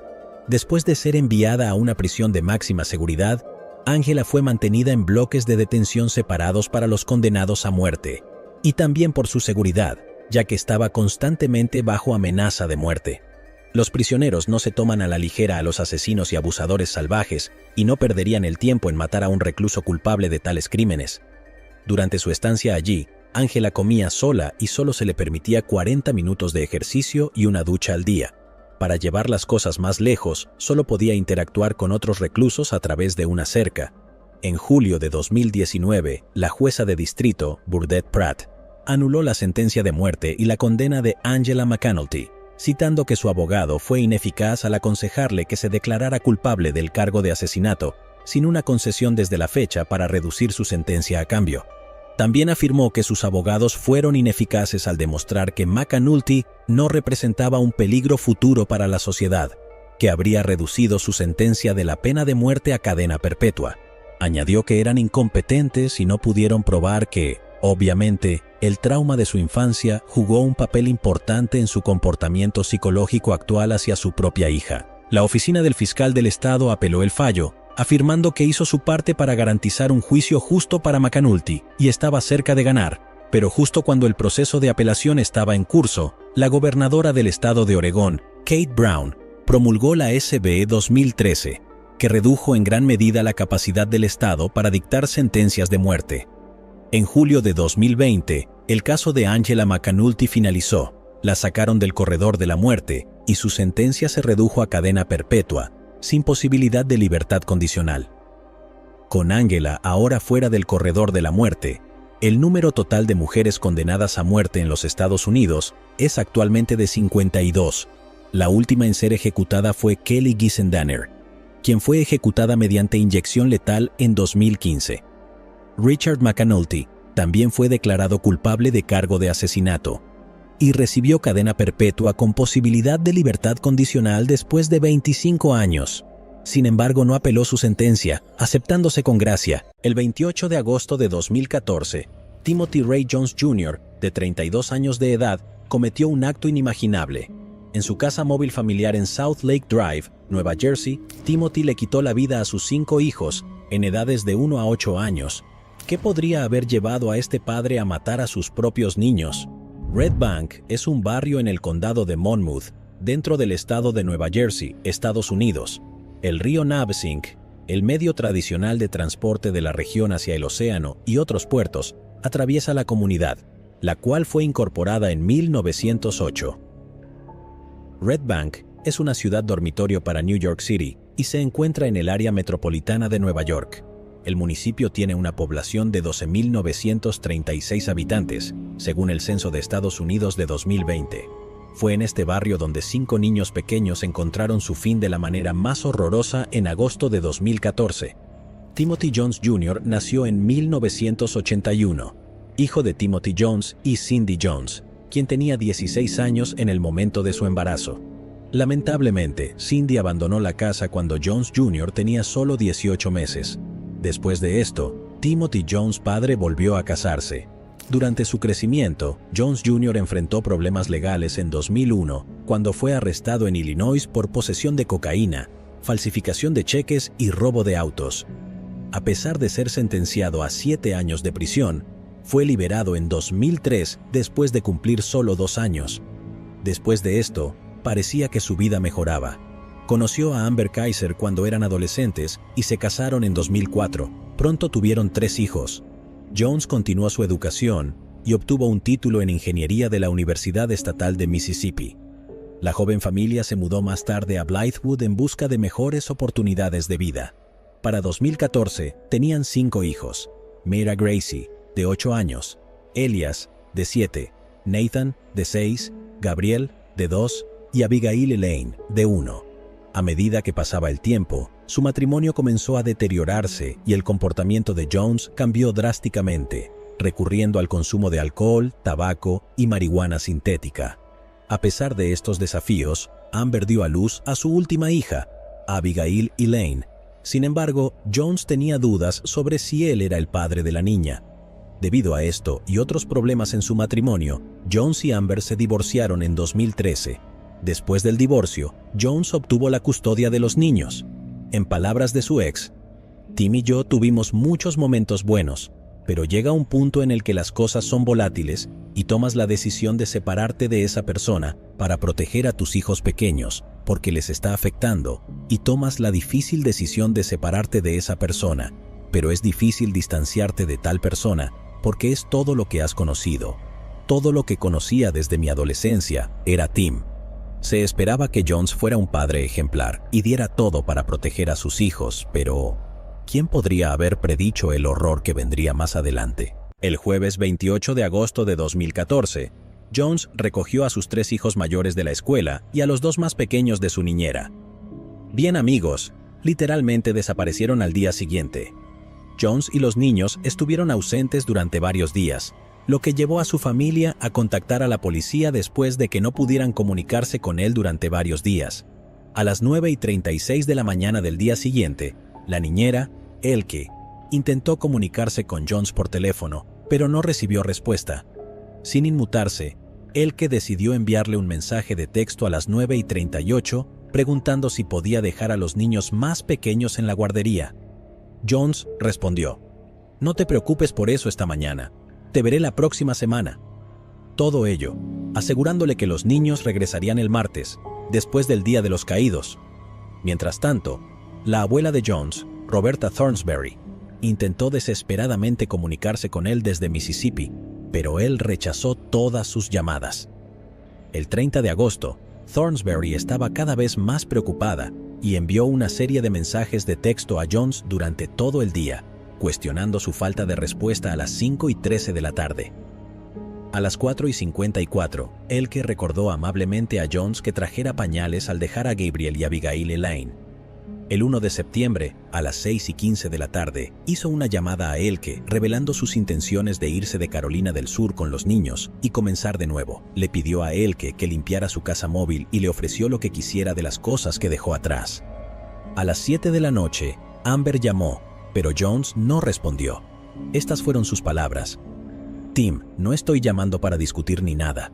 En las últimas 2 o 3 llamadas, has estado como que muy irritable. Dices que estás muy frustrado o lo que sea. Solo estaba preocupada por ti, así que, por favor, llama. No estoy intentando discutir ni nada». Su familia se puso en contacto con la policía, ya que nadie podía comunicarse con él. Se emitió una alerta nacional en busca de Jones, indicando que estaba desaparecido y que viajaba con sus 5 hijos. Sin embargo, no fue hasta el 6 de septiembre que recibieron noticias sobre su paradero. El 6 de septiembre de 2014, una parada rutinaria de seguridad vial en el condado de Smith, Mississippi, llevó a un descubrimiento impactante. Tim Jones Jr. fue detenido alrededor de las 7 de la noche. El oficial de la oficina del sheriff, Marty Patterson, quien llegó a la escena alrededor de las 8 de la noche, notó que Jones mostraba signos de intoxicación. Mientras se acercaba a su automóvil, un olor fétido y manchas blanqueadas a lo largo del tablero llamaron la atención de Patterson. Al verificar la identificación y la placa de Jones, se reveló una alarma de la base de datos nacional de información criminal del FBI, que indicaba que se suponía que Jones viajaba desde Lexington con sus 5 hijos. Patterson se puso en contacto de inmediato con el departamento del sheriff del condado de Lexington. «Le informamos sobre sus derechos, ¿es correcto?» «Sí, señor». «De acuerdo. ¿Puede decir su nombre?» Tim Jones. Cuando le preguntaron sobre sus hijos, inicialmente, Jones negó tener alguno, pero cuando se le presionó más, afirmó tener solo 3 hijos en Carolina del Sur. Los investigadores del condado de Smith se pusieron en contacto de inmediato con el padre de Jones, Tim Jones Sr., quien luego informó a la abuela de Jones, Roberta Thornsberry, y a Amber, la ex esposa de Jones. El 8 de septiembre de 2014, agentes investigadores del departamento del sheriff del condado de Lexington llegaron a Mississippi para profundizar en el caso. 2 días después, el 9 de septiembre, Jones aceptó guiar a los investigadores hacia los cuerpos de sus hijos. El descubrimiento se produjo el 10 de septiembre, cuando se recuperaron los cuerpos de Mera Gracie, Elias, Nathan, Gabriel y Abigail Elaine. Las pruebas recopiladas del escalade de Jones el 11 de septiembre fueron perturbadoras y aterradoras. Entre los elementos registrados se encontraban fotos familiares, ropa, dibujos hechos por los niños, cartas escritas para su madre, Biblias, el diploma de Tim Jones de la Universidad Estatal de Mississippi y su pasaporte. También se encontraron notas escritas a mano por Timothy Jones que contenían una lista de tareas perturbadoras como derretir cuerpos, convertir huesos en polvo o en pequeñas piezas y luego quemarlos. La lista también contenía objetos necesarios para estos horribles actos como provisiones para acampar, gas y ácido. Parecía increíble que este padre hubiera planeado meticulosamente acabar y deshacerse de los cuerpos de sus 5 hijos. El 13 de septiembre de 2014, Jones fue ingresado en la institución correccional de Kirkland, donde fue puesto en confinamiento solitario lejos de la población general. Pero, ¿qué sucedió en ese fatídico día? ¿Por qué Jones mató a los niños y qué lo llevó a ocultar sus cuerpos? La confesión de Jones y la investigación policial los llevaron a la oscura verdad de lo que hizo durante la semana en la que desapareció con sus hijos. La tarde del jueves 28 de agosto de 2014, Tim Jones recogió a sus 3 niños mayores de la escuela y a los 2 más pequeños de la niñera. Nadie sabía que el día aparentemente normal tomaría un giro de pesadilla. Antes de las 7 de la tarde, una tormenta de ira se desató en la casa móvil de la familia. Jones confrontó a su hijo de 6 años, Nathan, por los enchufes de corriente dañados. Lo golpeó y sometió al niño a un duro tormento físico. A las 7:10 de la tarde hubo una llamada telefónica de su esposa separada, Amber. Nathan, temeroso y angustiado, reveló que el incidente había sido un accidente, pero Jones intervino acusando a Amber de proteger a su hijo antes de terminar abruptamente la conversación. A medida que avanzaba la noche, la oscuridad se profundizaba. Nathan fue enviado a la cama y los desesperados intentos de Amber por comunicarse quedaron sin respuesta. Los detalles aquí eran confusos, pero alrededor de las 8:30 de la noche, Jones descubrió el cuerpo sin vida de Nathan o intentó revivir al niño sin éxito. Jones enfrentó la sombría realidad de que su hijo se había ido para siempre. Aparentemente, motivado por su propia imaginación, más tarde afirmaría a las autoridades que Nathan intentaba hacerle daño a través de la electricidad de la casa móvil. Esta paranoia lo impulsó a matar a sus hijos. En las primeras horas del día siguiente, Jones llevó a su hija de 8 años, Merah, a una tienda para comprar cigarros. Al regresar a casa, una ola de violencia lo consumió. En su confesión a las autoridades, Jones admitió haber estrangulado a Merah y a Elias, de 8 y 7 años, con sus propias manos y usó un cinturón para poner fin a las vidas de Gabriel y Abigail Eliane. Luego envolvió los cuerpos de sus hijos en sábanas y mantas de sus camas y los colocó en el asiento trasero de su vehículo. Las autoridades también revisaron el historial de búsqueda de Jones y revelaron un interés inusual en incienso herbal y Atlanta. Se hizo evidente que Jones estaba en busca de Spice, una marihuana sintética que resultaba ser legal en Carolina del Sur, pero prohibida en Georgia, Alabama y Mississippi. Determinado a obtener la sustancia, buscó tiendas en diferentes estados a través de Internet. En este momento, también rechazó llamadas de su abuela, con quien había hecho planes previos. Ella había dejado hasta 23 llamadas y textos. Los datos de seguimiento sugerían la presencia de Jones cerca de Moody, Alabama, a las 2:20 de la tarde. Por la tarde, entre las 3 y las 5 de la tarde, Jones continuó buscando tiendas para fumar, esta vez centrado en Alabama y Mississippi.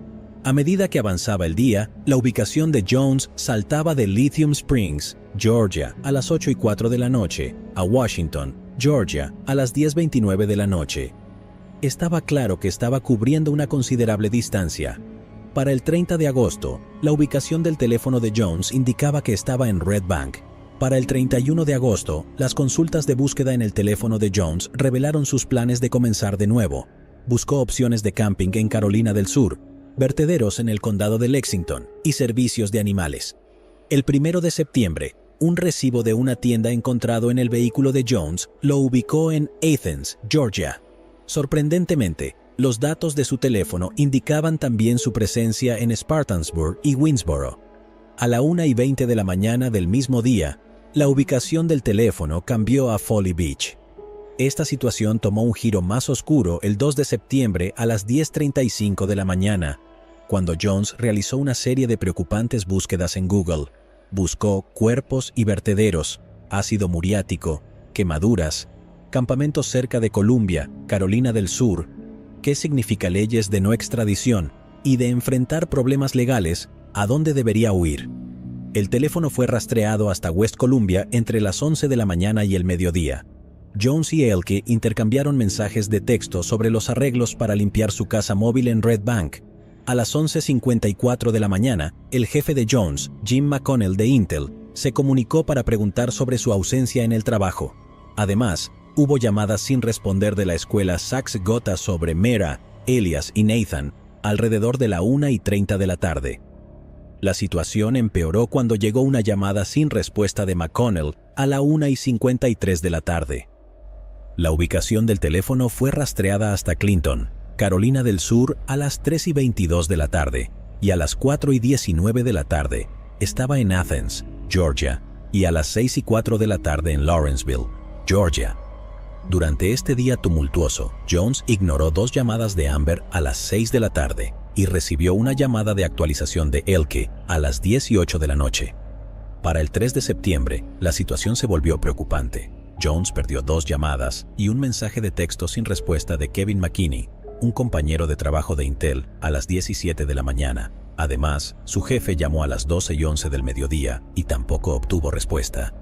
Las imágenes de vigilancia de varios lugares el 3 de septiembre mostraron a Jones en el Walmart de Augusta Road en Lexington, una tienda de autopartes en Lake City y un Dollar General en Orangeburg. De manera perturbadora, las imágenes del Walmart mostraron que compraba artículos como una sierra, hojas de sierra, ácido muriático, bolsas de basura, un balde de 5 galones y gafas.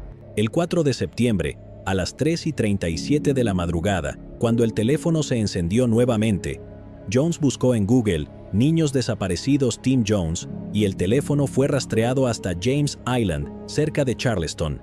Más tarde ese día, los mensajes de Thornsberry y Saxe-Gotha quedaron sin respuesta y el teléfono de Jones fue rastreado hasta Camden y luego Orangeburg a las 5:17 de la tarde. A las 6:33 de la tarde, se vio a Jones utilizando el cajero automático de la carretera Augusta en Lexington para depositar un cheque por $3,518.49, el cual resultó ser de ganancias de acciones de Intel que había vendido semanas antes.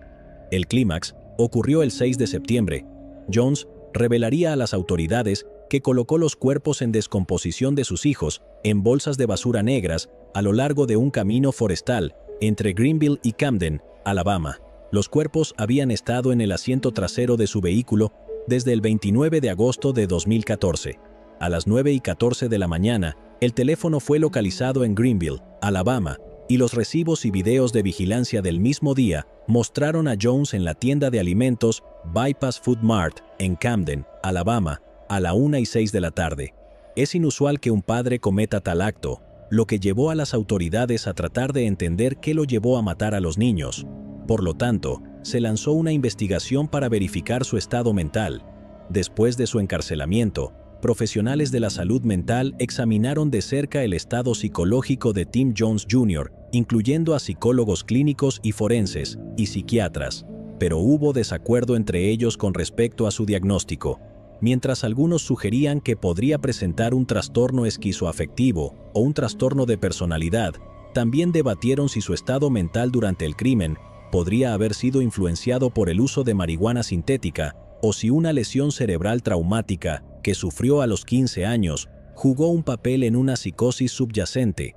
Este conjunto de teorías se presentaron al jurado durante el juicio. Para arrojar luz sobre las raíces del estado mental de Tim Jones Jr., se diagramó y exploró la historia de la familia Jones, que abarcaba 3 generaciones con el objetivo de comprender cómo un entorno turbulento y antecedentes familiares de enfermedad mental podrían haber afectado la salud mental de Tim Jr. Durante el juicio, el jurado conoció las circunstancias de la concepción y nacimiento de Tim Jones padre. Roberta Thornsberry, la madre de Tim padre, fue agredida por su padrastro, lo que resultó en su embarazo a la temprana edad de 12 años.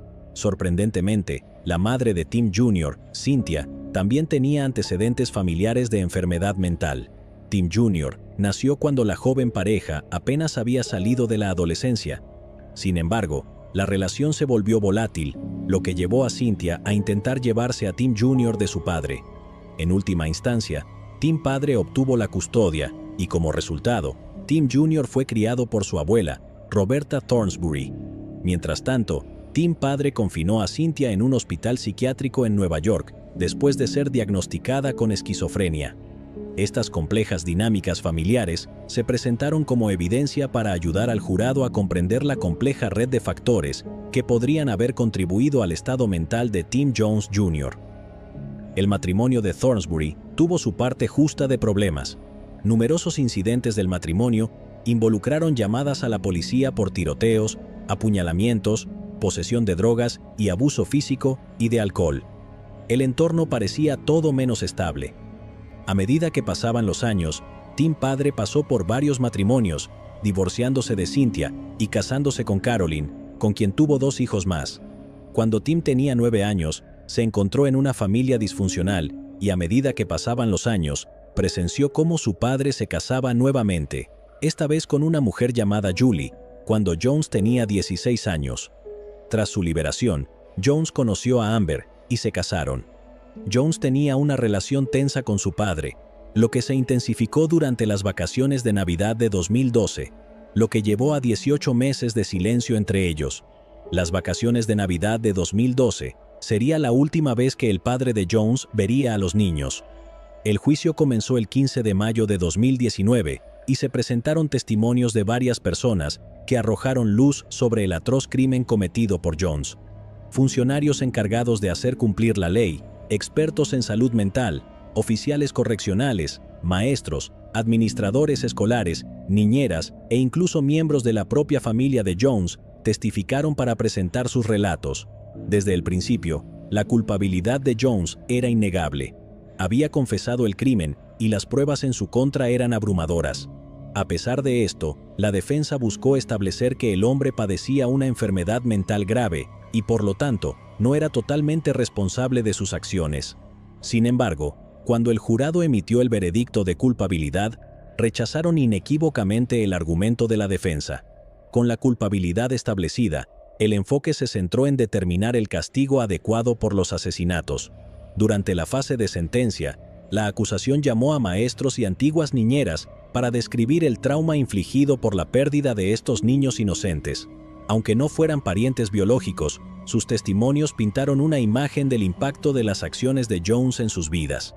La defensa no presentó expertos para respaldar su caso, pero se basó en súplicas de clemencia de los familiares de Jones, quienes abogaron por una sentencia de cadena perpetua en lugar de la pena de muerte.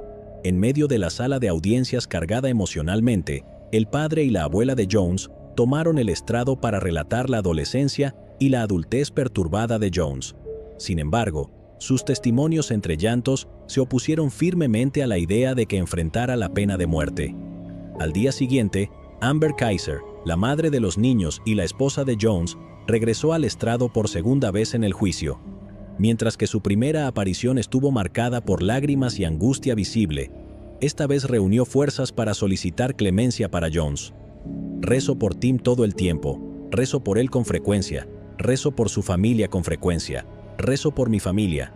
Ni siquiera tuvieron la oportunidad de conocerlos. No puedo desear la muerte de nadie. A pesar de sus propios sentimientos de querer hacerle daño, reconoció los sentimientos de sus hijos y creía que no hubieran querido que su padre muriera. Espero clemencia para ti, rezo por ti con frecuencia, y digo eso sin excusar lo que has hecho. Expresó valientemente su disposición a aceptar cualquier decisión que el jurado tomara. El abogado Rick Hubbard presentó los argumentos finales por el estado en la fase de pena del juicio por asesinato de Timothy Jones Jr. Hubbard se dirigió al jurado planteando una pregunta impactante. ¿No reservan la pena de muerte para lo peor de lo peor? ¿No es él, señalando a Tim Jones, el peor de los peores? Tim Jones, un hombre que asesinó brutalmente a sus 5 hijos. Mientras Hubbard continuaba, instó al jurado a considerar el tipo de hombre que Jones realmente era, un asesino que traicionó sin escrúpulos la confianza de su propia carne y sangre, arrebatándoles sus preciosas y jóvenes vidas. Reflexionando sobre la infancia tumultuosa de Jones, Hubbard reconoció que en medio del caos, su familia había intentado protegerlo, reconociendo algo especial en él. El padre de Jones, a pesar de sus imperfecciones, había amado a su hijo, y su abuela también había expresado su amor por él, aunque también reconocía sus tendencias egoístas. Hubbard resaltó cómo Jones había aprendido a manipular a su familia, sabiendo que siempre iban a disculparse por él, reforzando un sentido de derecho. Hubbard mostró 2 imágenes. La primera era de la alegre familia de Jones, y la segunda eran los cuerpos sin vida de los niños envueltos en bolsas de basura negras. Hubbard enfatizó que Jones era responsable de destruir esa familia amorosa, declarando que ningún padre hace eso a sus hijos. Hubbard destacó que las elecciones de Jones, no su historia familiar, llevaron al trágico acto de dejar expuestos los cuerpos de sus hijos. Mostrando fotos de la escena del crimen y de las autopsias, Hubbard desafió al jurado a enfrentar la realidad de las acciones de Jones. A lo largo de sus argumentos finales, presionó al jurado a contemplar si un hombre que cometió un acto tan incomprensible merecía clemencia. Con el peso de las pruebas y la gravedad del crimen ante ellos, el jurado tuvo que determinar el destino de Jones. El abogado de Jones, Casey Secor, apeló apasionadamente a la empatía del jurado hacia la familia de Jones. Les instó a considerar el sufrimiento y el dolor continuo de la familia. Secor reconoció la gravedad de las acciones de Jones, instando a una decisión equilibrada, que respetara tanto un castigo severo como la compasión. El jurado tardó poco más de 6 horas en encontrar a Jones culpable.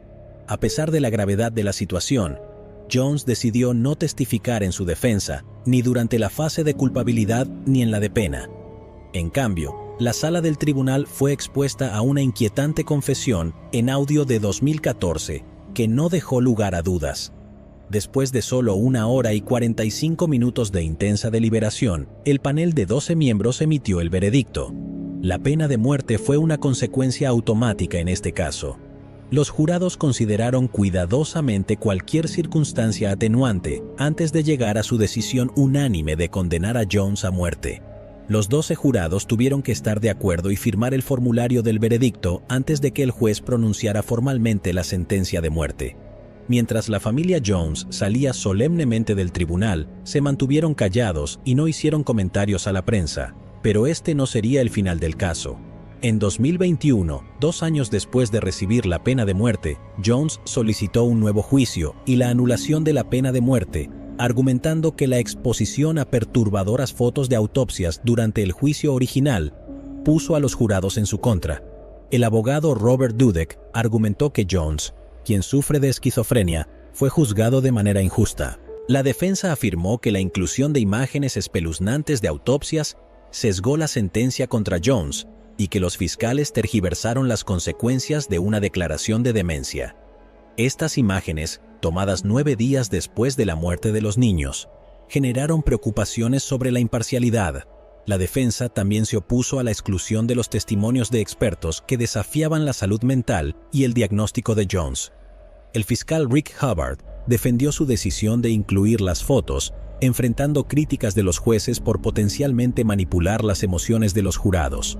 Por lo general, el tribunal permite argumentos sólidos de la defensa en casos de pena de muerte, pero surgieron preocupaciones sobre el manejo del juicio.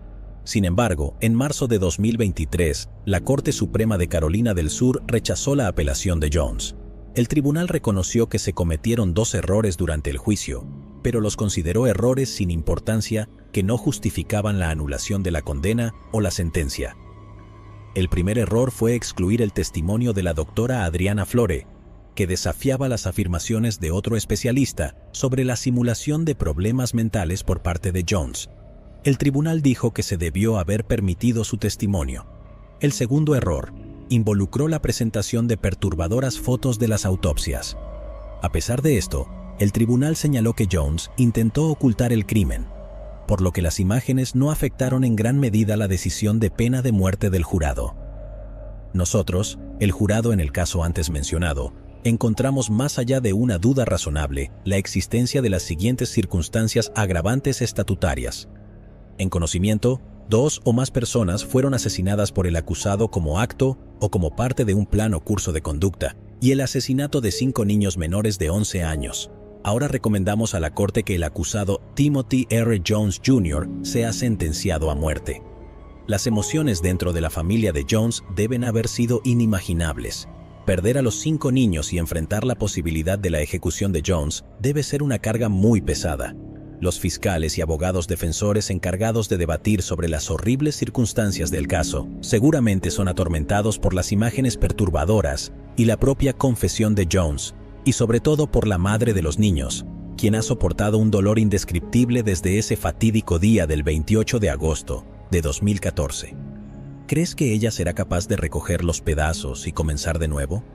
¿Piensas que la pena de muerte es un castigo adecuado para Jones, o debería el jurado haber optado por una condena a cadena perpetua, dada la salud mental de Jones? El 3 de noviembre de 1998, Maddie Clifton, de 8 años, desapareció misteriosamente de su casa en calle Outsider en Jacksonville, Florida. Ese era un momento más seguro y tales crímenes eran inusuales. Entonces, el pánico y las preocupaciones se extendieron como reguero de pólvora, obligando a todo el vecindario a unirse en una búsqueda desesperada por la niña.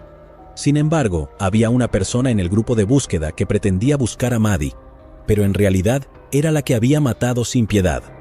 Sin embargo, los detalles del incidente conmocionaron a la comunidad y dejaron a las familias tambaleándose durante años. ¿Qué pasó con Maddie? ¿Quién la había asesinado y por qué? Ubicada en la esquina noreste del estado Sunshine de Florida, Jacksonville, en el condado de Duval, es una ciudad vibrante y de diversos escenarios, que ofrece una mezcla perfecta de comodidades modernas y belleza natural.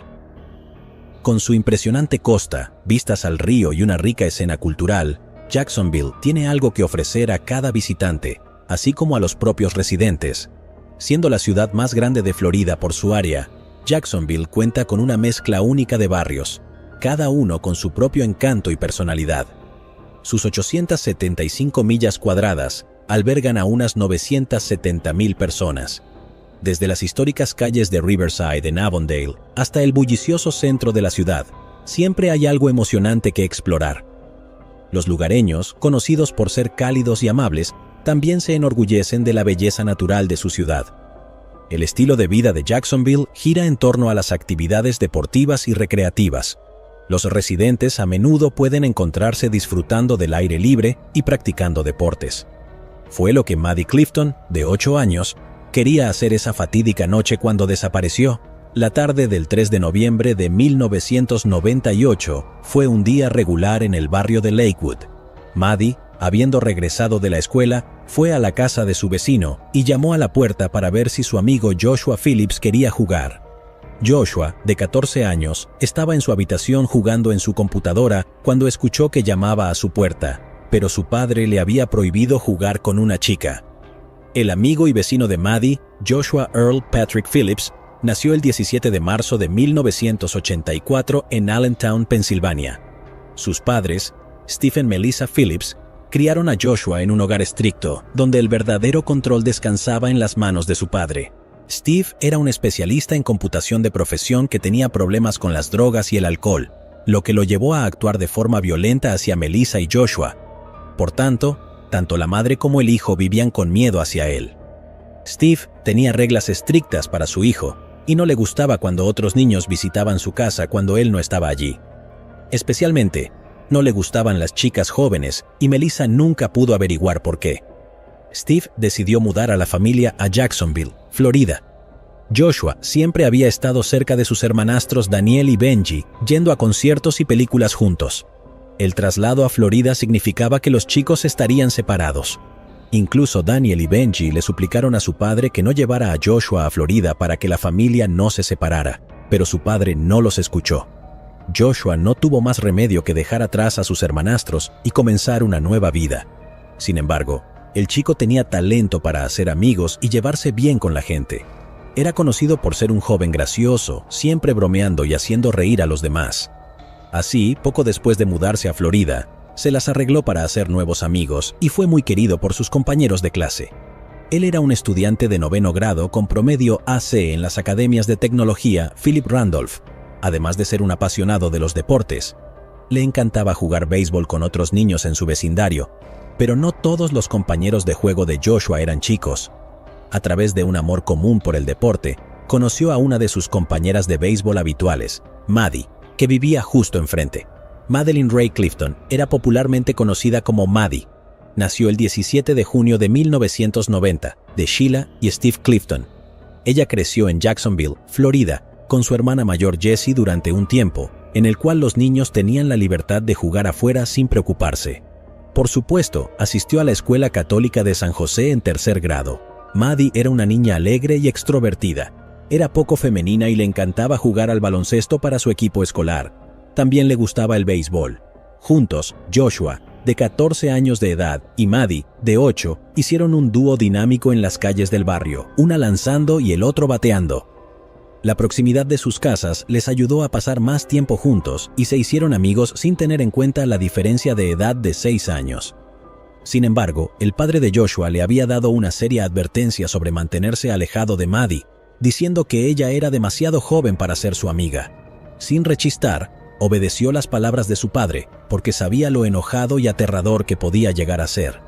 Entonces, ese día 3 de noviembre de 1998, alrededor de las 5 de la tarde cuando Maddie vino, Joshua dudó seriamente en jugar con ella. A pesar de ello, Maddie insistió hasta que Joshua se rindió a regañadientes. Sus padres no estaban en casa, así que el chico decidió jugar con Maddie por un tiempo y despedirla rápidamente antes de que su padre volviera. Para entonces, El sol se estaba poniendo en el horizonte y salieron a lanzar la pelota de un lado a otro. El aire de la tarde era fresco, pero el ambiente estaba algo tenso.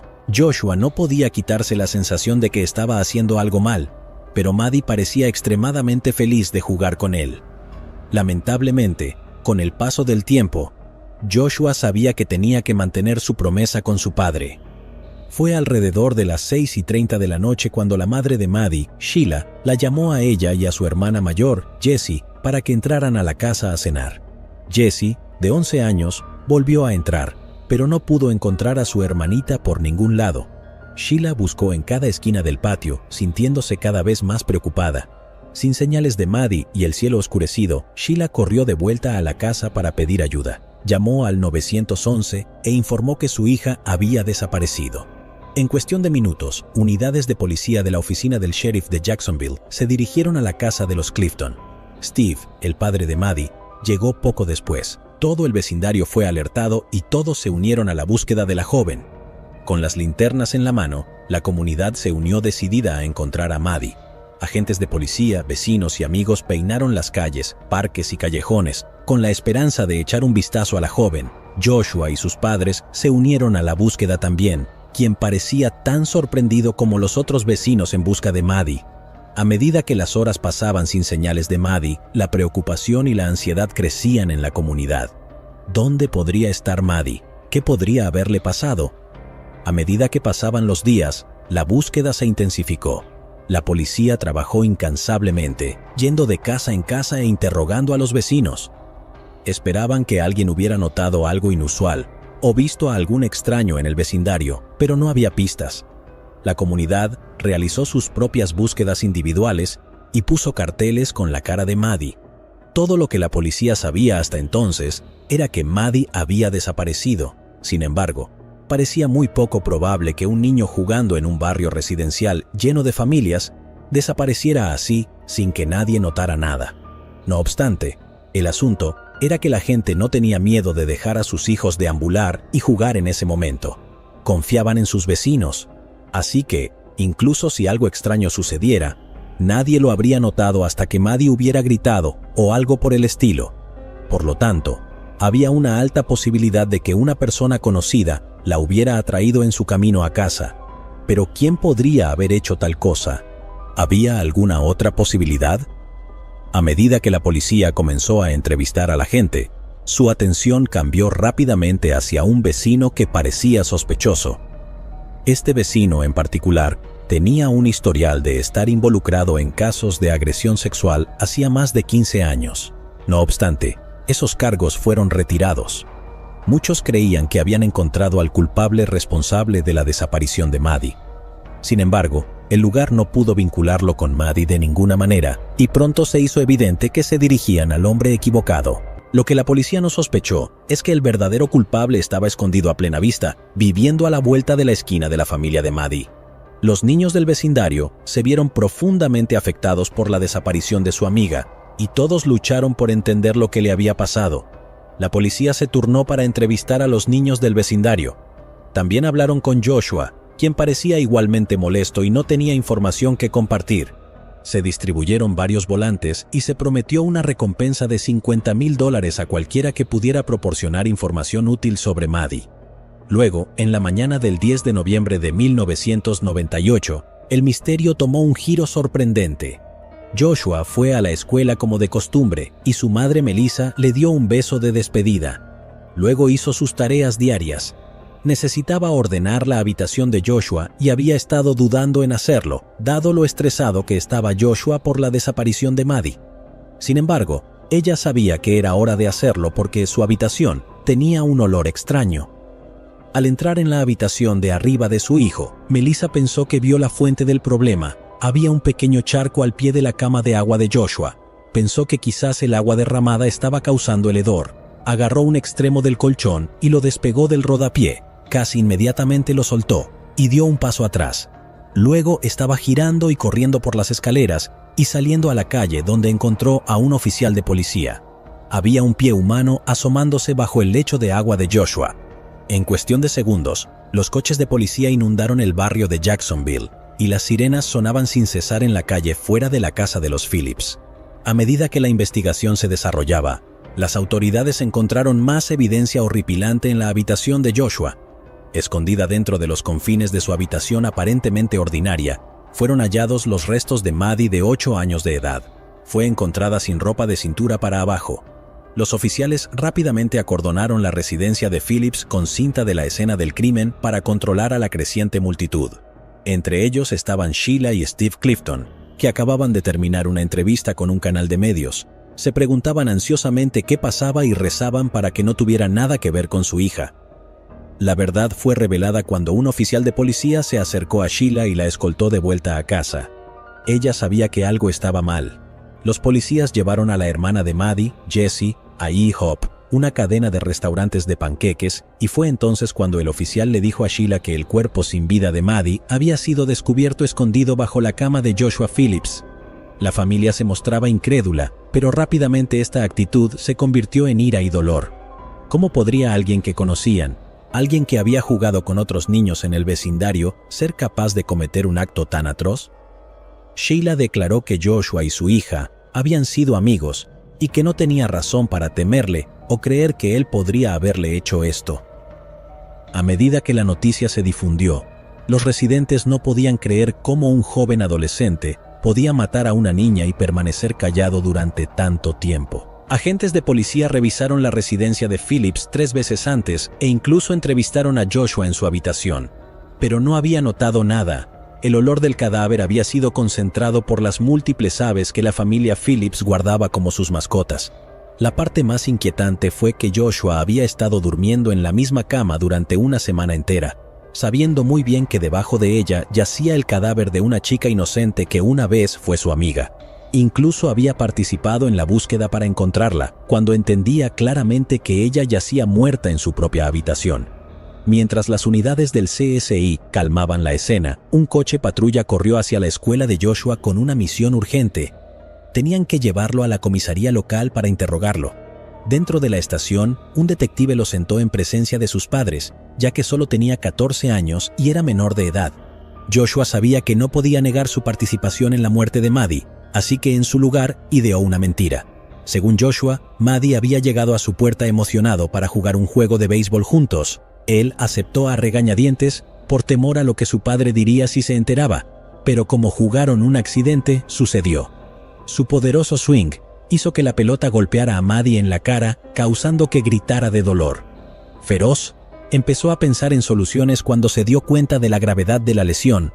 Ella estaba sangrando por una herida sobre su ojo. Joshua no debía estar jugando con Maddie y ahora no solo había desobedecido a su padre, sino que también la había lastimado. Sabía que su padre llegaría pronto a casa y se aterrorizaba ante su ira. En un momento de pánico, decidió llevar a Maddie a su habitación con la esperanza de calmarla y mantenerla callada. Joshua explicó que arrastró a Maddie a su habitación, tratando de silenciar sus gritos. A pesar de ser arrastrada en el suelo de esa manera, la parte inferior de su ropa se había desprendido. Maddie estaba continuamente llorando y sangrando. No quería meterse en problemas y ciertamente no quería que los padres de Maddie supieran que era su culpa que Maddie estuviera herida. Así que en su lugar, tomó una decisión que cambiaría todo. La golpeó en la cabeza 2 veces con el bate de béisbol y usó su navaja de bolsillo para apuñalar su garganta. Joshua no quería que nadie descubriera que accidentalmente había herido a Maddie, así que la mató intencionalmente.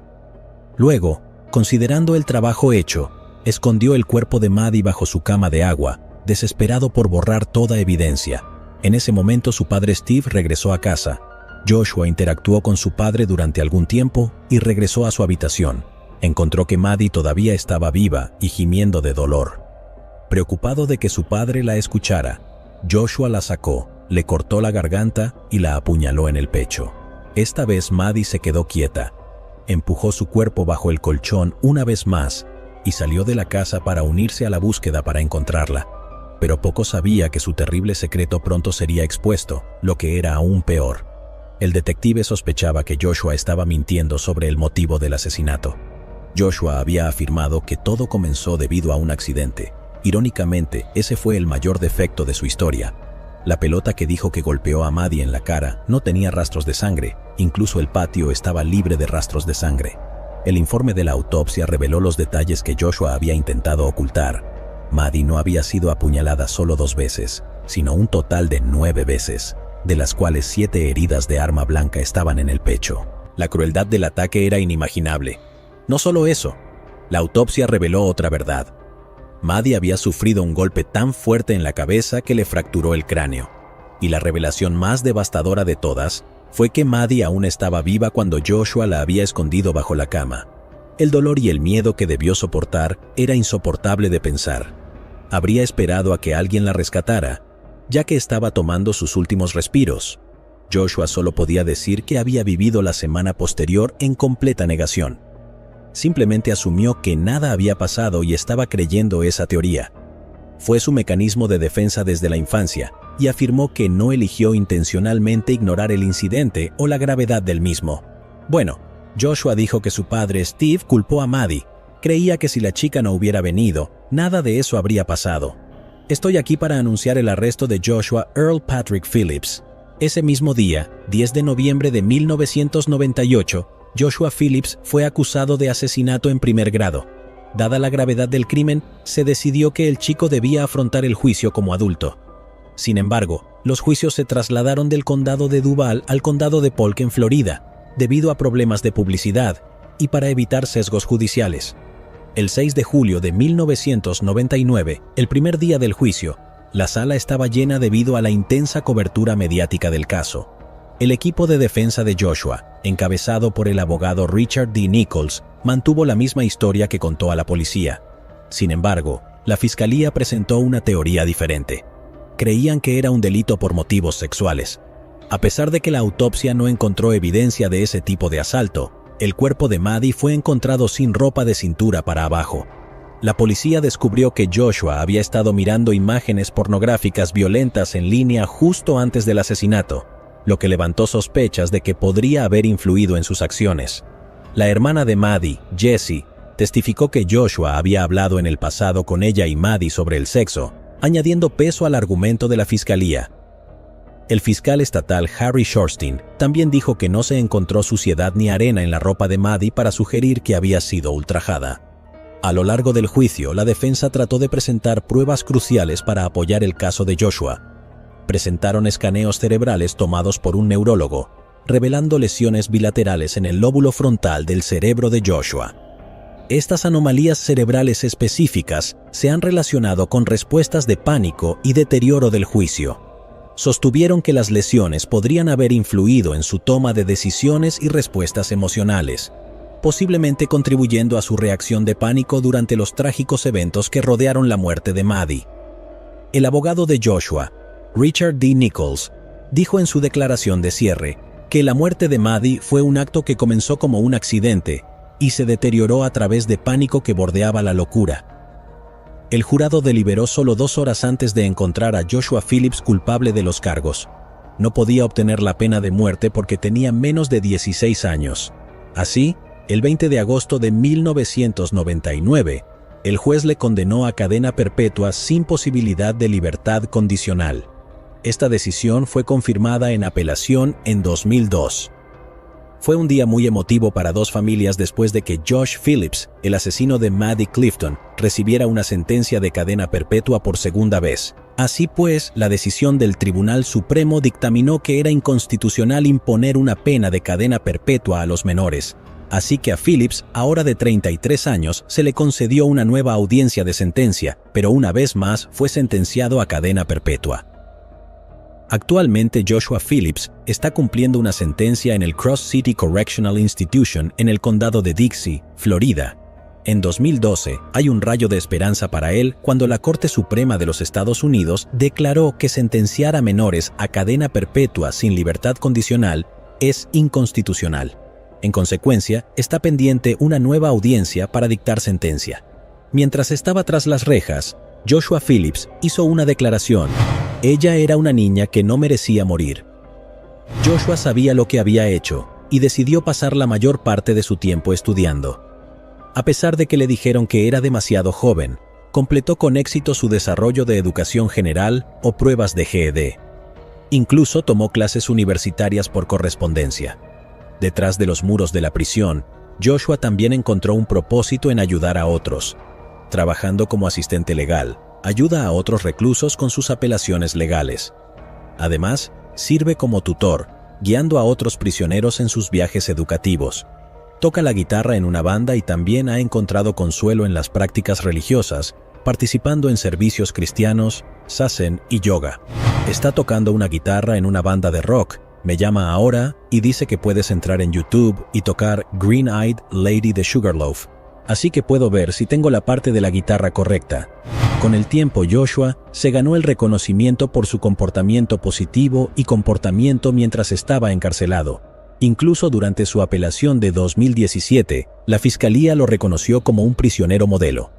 A pesar de su crecimiento personal, algunas heridas siguen sin cicatrizar. En 2008, Joshua se negó a escribir una carta de disculpa a la afligida familia de Maddie Clifton, afirmando que creía que merecían una disculpa en persona para ver verdaderamente su sinceridad. Sin embargo, la madre de Maddie, Sheila, no expresó interés en reunirse con él. Lo siento mucho por lo que pasó. Lo aplaudo por poder levantarse y hacer lo que hizo porque sé que fue difícil. El perdón no está en mis manos. Soy cristiano. Creo en Dios y me siento como al final del día. Ese no es mi trabajo. Tras el juicio, los padres de Maddie se divorciaron, mientras que el padre de Joshua, Steve Phillips, falleció en un accidente automovilístico el 27 de junio de 2000. A partir de la última información disponible, Joshua Phillips, ahora 39 años de edad, continúa cumpliendo cadena perpetua en Cross City Correctional Institution.